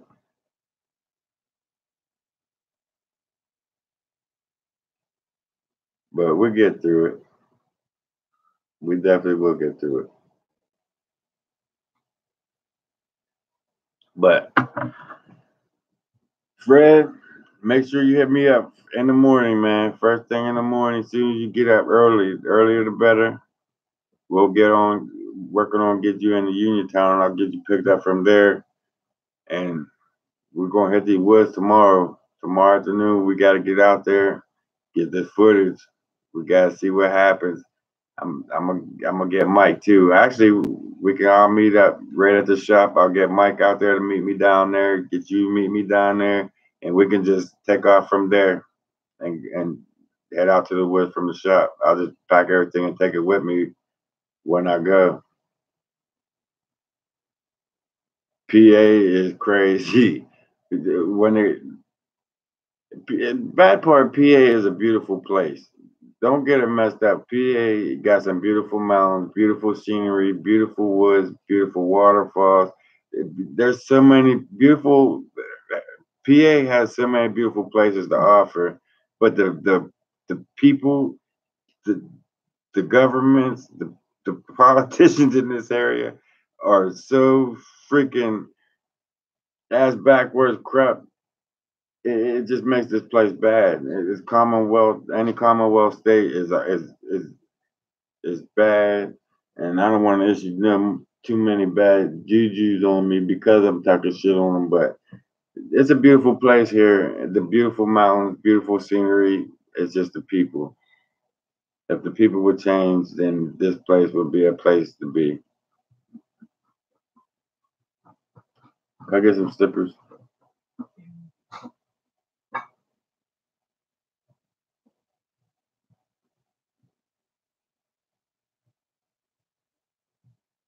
With all the fires in California, do you know if we have them up in the mountains on the forest where the fires were?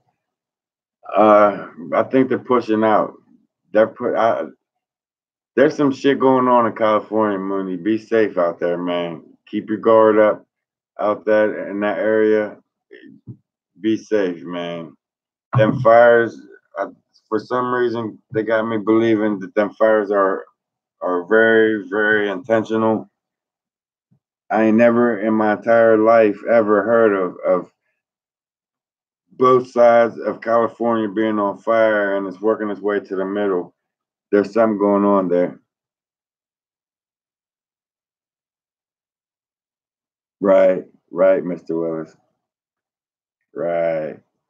But I forgot what I was saying. I seen your comment. It's a home of Liberty Bell, Pennsylvania. It really is. What was I saying? before that? California wildfire. Oh, the California wildfires, man. There's something going on with that. And every animal, everything's pushing on. It's pushing. They're all migrating. Even the people, the animals, everything pushing on. But at the same time, there's a lot of shit getting burned up, getting killed. What's going on, James? Good to see you on there, man. But there's a lot of shit that's going on in California. That listen, I'm I don't want to say it, but I'm going to, and I'm not very into. How can I put this? I'm not as religious as you think I am. I do believe in God fully. I do lean on Him a lot more than I should, and I have 100% faith. And I am going to say this: the one country that's trying to ban the Bible is on fire. There's something going on there. The whole California, I never seen a whole state on fire before, ever. And that country, for some reason, trying to ban the Bible, and now it's on fire. So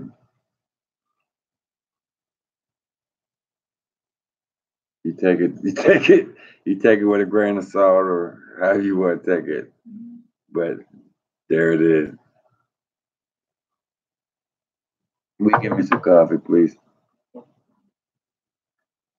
But other than that, guys, I ain't going to sit here and ramble all night to you guys. I did relieve a lot of stress by telling you, having this long conversation with you guys about what's going on with me, Fair, and the team, Money Mike, and what's about to go down.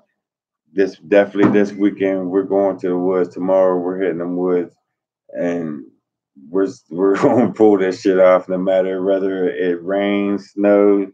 We're gonna be like the mailman. If we get something happens that it snows while we're up there, we'll just have to stash our gear up there and hike off the mountain by foot. But no matter what, we're going to definitely get this done. I hear you, Matt. I like it when you ramble. It's interesting. It's getting 80. Yeah, but when I ramble, it seemed like I'd say some of the wrong shit, and it's what I'm thinking, and sometimes the wrong thing comes out but I'm tired of rambling. That rambling can get you in trouble. Has the men in black been back? Not yet. I haven't seen them lately. Thank God I haven't seen them nothing lately. Yeah, I've been keeping my eye out. I haven't seen nothing lately, and I'll, I'll just leave that at that.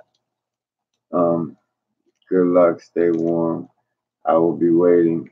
Monday afternoon, Sunday night we'll be back. Sunday morning we'll be back. So I gotta get some editing software onto this. I'll get that done. Well, I'll have her figure me some editing software out for this laptop because the computer's done. While I'm in the woods, I'll have her figuring some kind of editing software out on here that I can, when I come home, I can start uploading, and I just got to get a plan and go for it.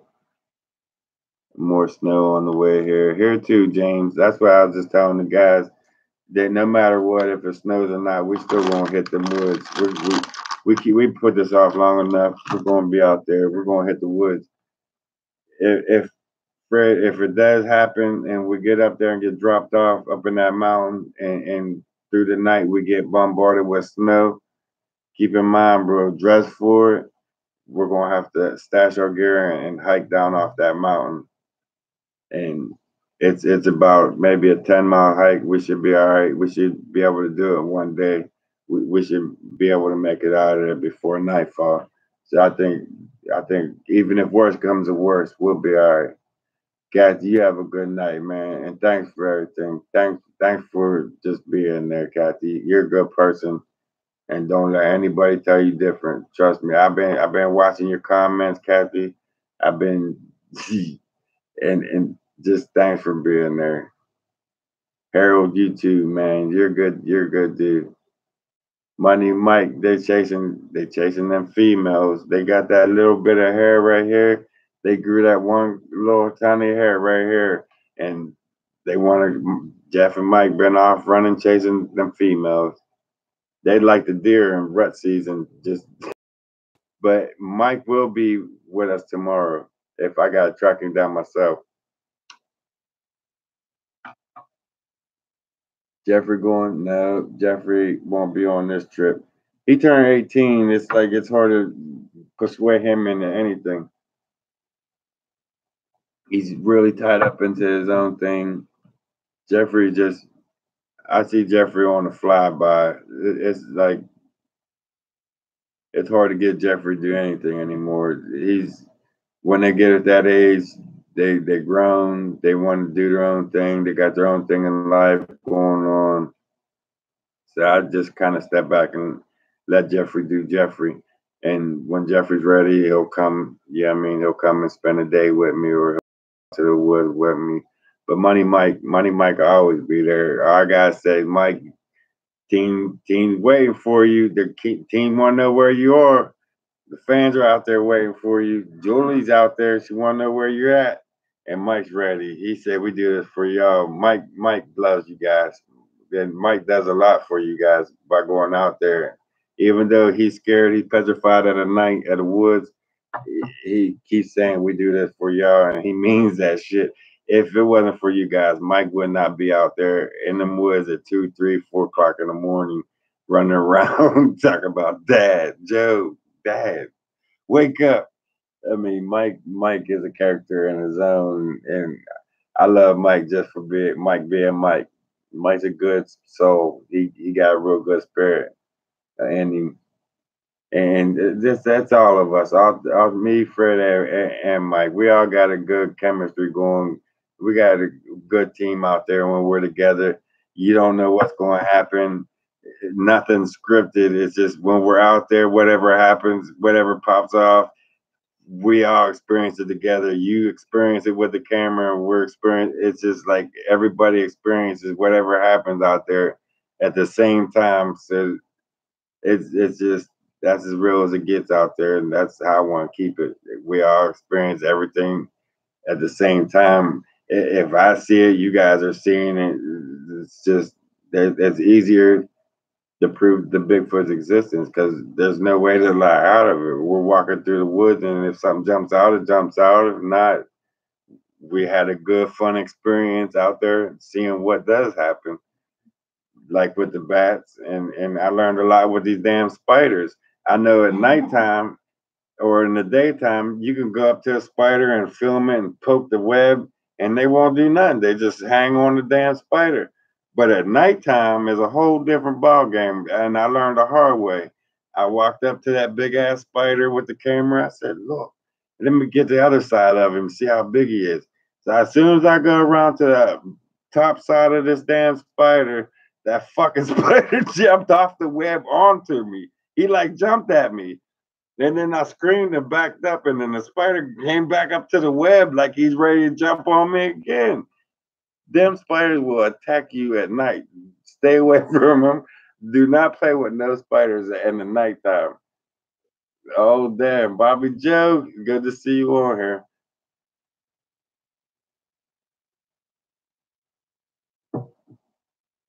Yeah, watch. Be safe, Bobby Joe. They are right, and they will.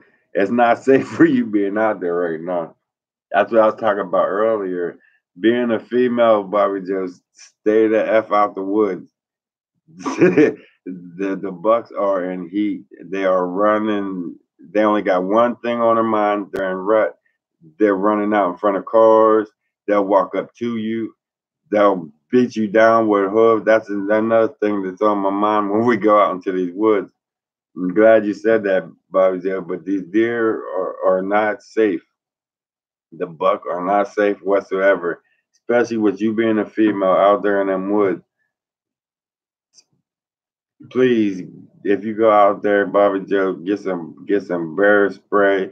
Take welding with you. Don't go by yourself at this time right now. When it's rut season, when these buck are acting like that, do not go out there by yourself or without at least some bear spray to spray, because that buck will come up and jump on you and he will try to take advantage of you. Just be careful, please. By any means, Bobby Joe, be careful, because them buck are not playing at all. At all. I had a bad experience with a buck. They will come out to you and they will knock you down. So please, if you're going out there, don't go without no kind of bear mace. They're them animals are in rut right now. They're mating, and they only got one thing on their mind, and they will knock you down to get to what they want. Be like Mike. He right. Had a moose downtown here. It was all overwhelming sight. This was huge. That's what I'm saying. They're all in rut. To have a big fucking 2,000-pound moose come charging you all, it's not good. James, you're out there in Colorado, man. You be safe too. Them, you got some elk out there that's rutting, and the moose and all them. I could only imagine. We just got deer in this area doing it. Out there where you got the elk and the moose and the buffalo, shit. I can only imagine a buffalo coming at you with in rut. Man, they'd rip you apart. They would.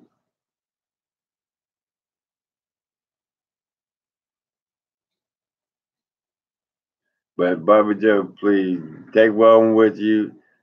A ball bat, mace, take something with you because them bucks are acting retarded. They definitely are. I'm more worried about the deer right now than any animal out there, and them in that forest more than the bear at this point because them buck will hurt you. So be safe out there, Bobby Joe.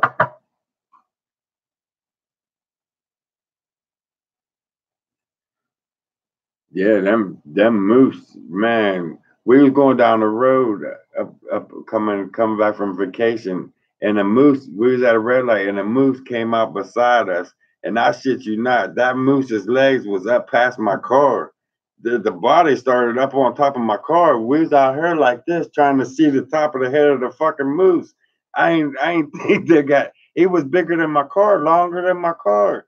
It's like, what the hell is that? A super deer? Them mooses are so big. They're huge. The animal should get that big. To see an animal, just you have to look out the damn window, put your head out to see the top of him. All you see is legs walking past your window and shit, walking beside you. What the hell is that? A giraffe? And you look out and there's this big ass moose with these antlers like 7 foot wide. Just look over at you. Go ahead and say something. Like he's daring you to do something. The moose ain't no joke, especially a rutting season. You might mess around and get your ass whipped by a moose. Be safe out there, James. That moose ain't no joke. I'm glad I ain't got to deal with him. The rack is like 20 feet. That's what I'm saying. Them things are massive. That was my first experience seeing a moose like in real life, right next to my walk out. They walked up to my car like, it ain't going. What you gonna do? The deer they run off from you and shit. This thing walked up to my car, walked up beside it at the red light, like he was waiting for the thing to turn green and shit. And he just buzzing on out into the traffic. Like where we at? What the hell kind of animals do we got up here? We don't got no shit like that in Pennsylvania. I mean, they're in Pennsylvania, but not in the lowlands. You got to go higher up in Appalachian to find elk. And I don't even think we got any moose up in there. We might have a moose up in there, a few moose. We might have some up there. If we got elk, I'm sure we got the moose too. But we was up toward New York when I seen that big ass moose come walking up to my beside my car up to the red light. and just stopped. Like he knew that the light was red and he's waiting for it to turn green. It turned green. He just moseyed on out to the traffic. Like, damn, the moose know how to use red lights and shit.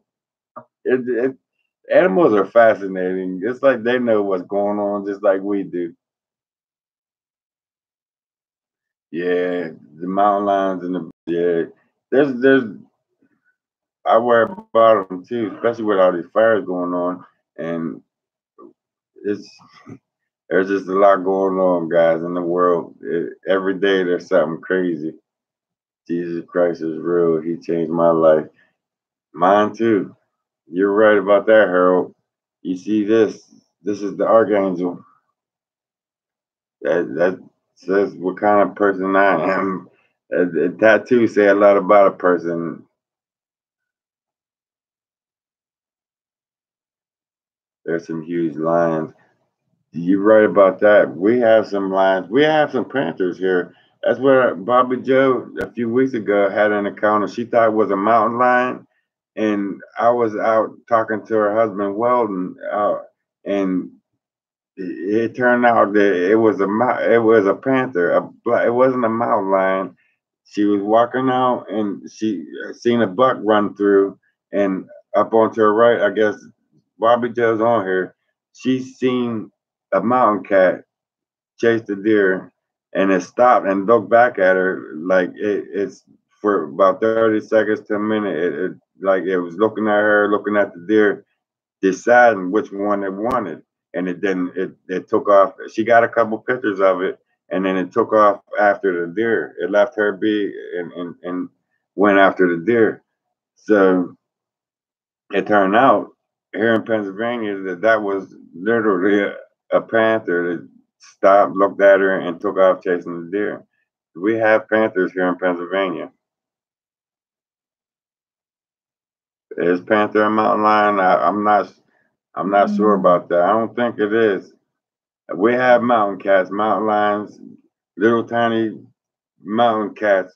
I see them all the time. We have them, and that was a panther. That was a big, foot wide, tall. That was a panther and mountain cats. I don't think they're the same thing. They're two different sizes. They're two different. It's like the panther. They're not even from around here. First off. So I don't know. I don't think that panthers and mountain lions are the same thing. I don't see that. Because I've seen them. I've seen them both. About 4 years ago, I've seen a panther in Lima Furnace. It's totally different from a mountain lion. I have to disagree to agree with you on that one.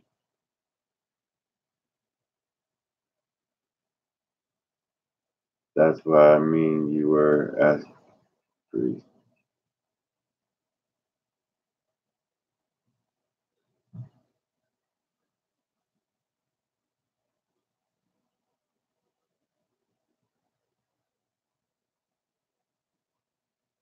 How did this conversation go from that to this? This guys, you guys are great. I mean, you guys are amazing. When it comes to these many, you guys are just something else.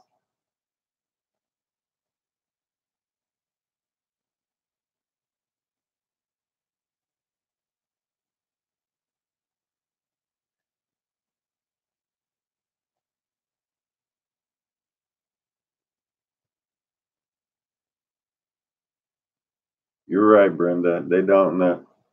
Yes, it is. Just looked it up. Different species. Okay, so you're telling me that mountain lions and panthers are the same thing?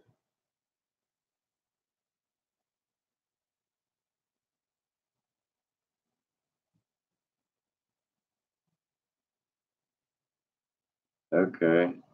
Good to know, Kathy.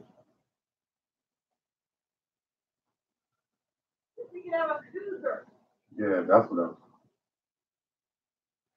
You're right. Okay. Well, then I've been seeing a Kruger around here. The the little cats with the pointy ears that come up, them are the main species that we have. They're indigenous to this area, is the Kruger. Maybe I'm thinking of a Kruger instead of a mountain lion, but they're definitely two different cats here. There's a smaller, little bigger than a domestic cat. It might be twice the size of a domestic cat. And there's a rare cat, a bigger black cat, resembles a panther, black. Sometimes you see spots, darker spots on him when he's running. I'm not good with names. Bobcat. I just seen you right, Nova. Bobcat. We got bobcats, Krugers, and shit like that. That's indigenous to this area. But panthers, I don't. They're not from here.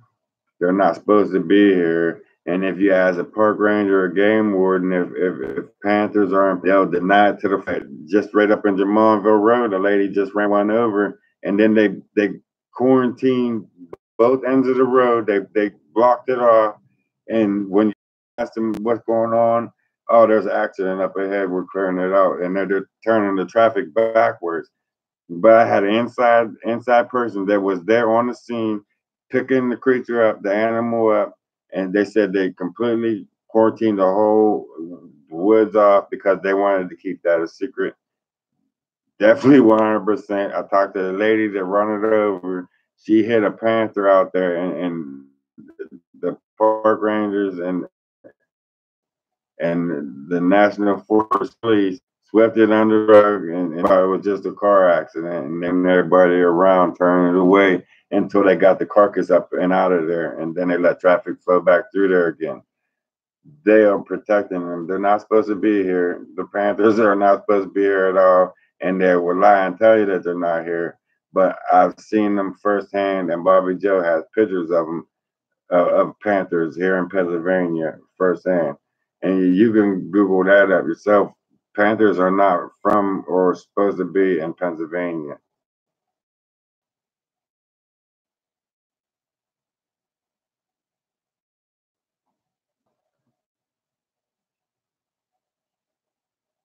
Yeah, Panthers are definitely black.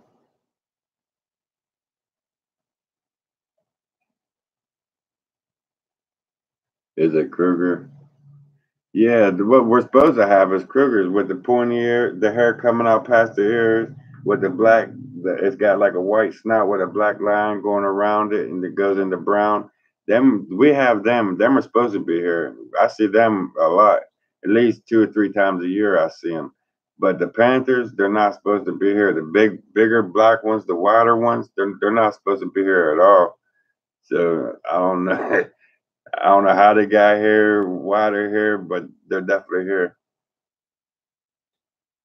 Yeah, it's like they're migrating. They're migrating over for some reason. Something pushing them under the Bengals. I'd love to have a Bengal. A Bengal, that'd be badass. Even a Bengal cat. I don't want no Bengal tigers. Them things are fucking huge. But a Bengal cat be beautiful. They're beautiful cats. And Black Panthers, two different cats.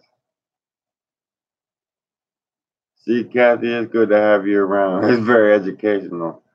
Panthers and Black Panthers are two different cats. See, I didn't even know that. I thought a big black cat was a panther. See, I just learned something from Kathy. Big brother put them there. I think I heard that before. I definitely did hear that before. They said there was an overpopulation in Turkey, and they put a couple of mountain cat, black cat in there to depopulate the turkey, or the turkey buzzard, I should say. There was some along them lines. I think you're right about that. Brought in by Big Brother. You're definitely right about that. I did hear that before. And then moose in as well. You and Fred have a look of food people back in y'all. Yeah, Harold, you guys done show me that 1,000 times over, and that means more than the world. Hey, you don't realize what kind of friends you got you until you need them. You know what I mean? When you're down and out, and when you see that hand just reach out and say, "Here, get up, man," and pick you up. That's when you really see who your friends are, and who's there and who ain't.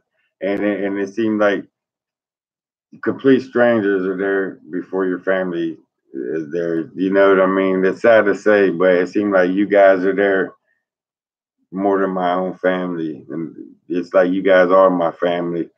And with that being said, guys, I don't want to sit here and just keep rambling on all night. I enjoyed you guys' time, and I do think that little therapy session we had tonight, that helped me a lot, and I'm sure it helped Fred. Our story finally got out to you guys. Fred's story, you guys got to hear that. Definitely hit that like button on the way out. But I'm gonna go ahead and get off here and get my mind right, get together, get all my shit together, everything we're gonna need for this weekend's trip. Fred, man, get some rest, brother. Make sure you meet me in there in town tomorrow. I need you out of it. Shit. I need you out there. I ain't trying to do this by myself. But as people have seen a lot of different animals in South Carolina that are not from here, like armadillos. Yeah, I used to work the possums in the half shell. We used to when I lived in Oklahoma. They have them. They're overpopulated a lot out there with them armadillos.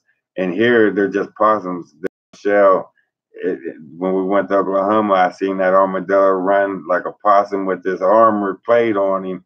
Like, what the hell is that? A possum, a super possum.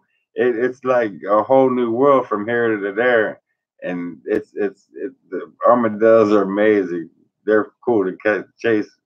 But I'm rambling, guys. With that being said, man, you guys mean the world to me. Stay tuned for this week, Monday coming up, because this weekend we're going to be in the woods. Whether I'm going to be out there by myself, whether Fred and the whole Money Mike going to be out there with me, no matter what, I myself will be out there personally, no matter what. No matter if we got 5 foot of snow, if it's 5 below, I will be out there. Fred, make sure you're there so you can be out there with me. I'm gonna do my best to get Money Mike. With that being said, guys, thanks for being part of my team and thanks for being there for us and with us. Mom, you have a good night. Uh, Hey, whatever it takes, I'm gonna do it. If work come to worst, Fred can't make it, I'm gonna do it. I'm gonna go out there and I'm gonna do it by myself, and that would make an interesting video in itself. Me in the woods solo overnight. Could you imagine that? I really can. So Fred, make sure your ass is there. I need you there. Money Mike, if you're watching, bring that ass, boy. I need you out in the woods. Till then, guys, stay tuned. I'm gonna get this shit together. I'm gonna get me some editing software, and we gonna go out here to this cold and see what's up with Bigfoot. Until then, guys, stay tuned for the next one. And thanks for everything. It means a lot to me and my team. You guys are my team. Stay tuned.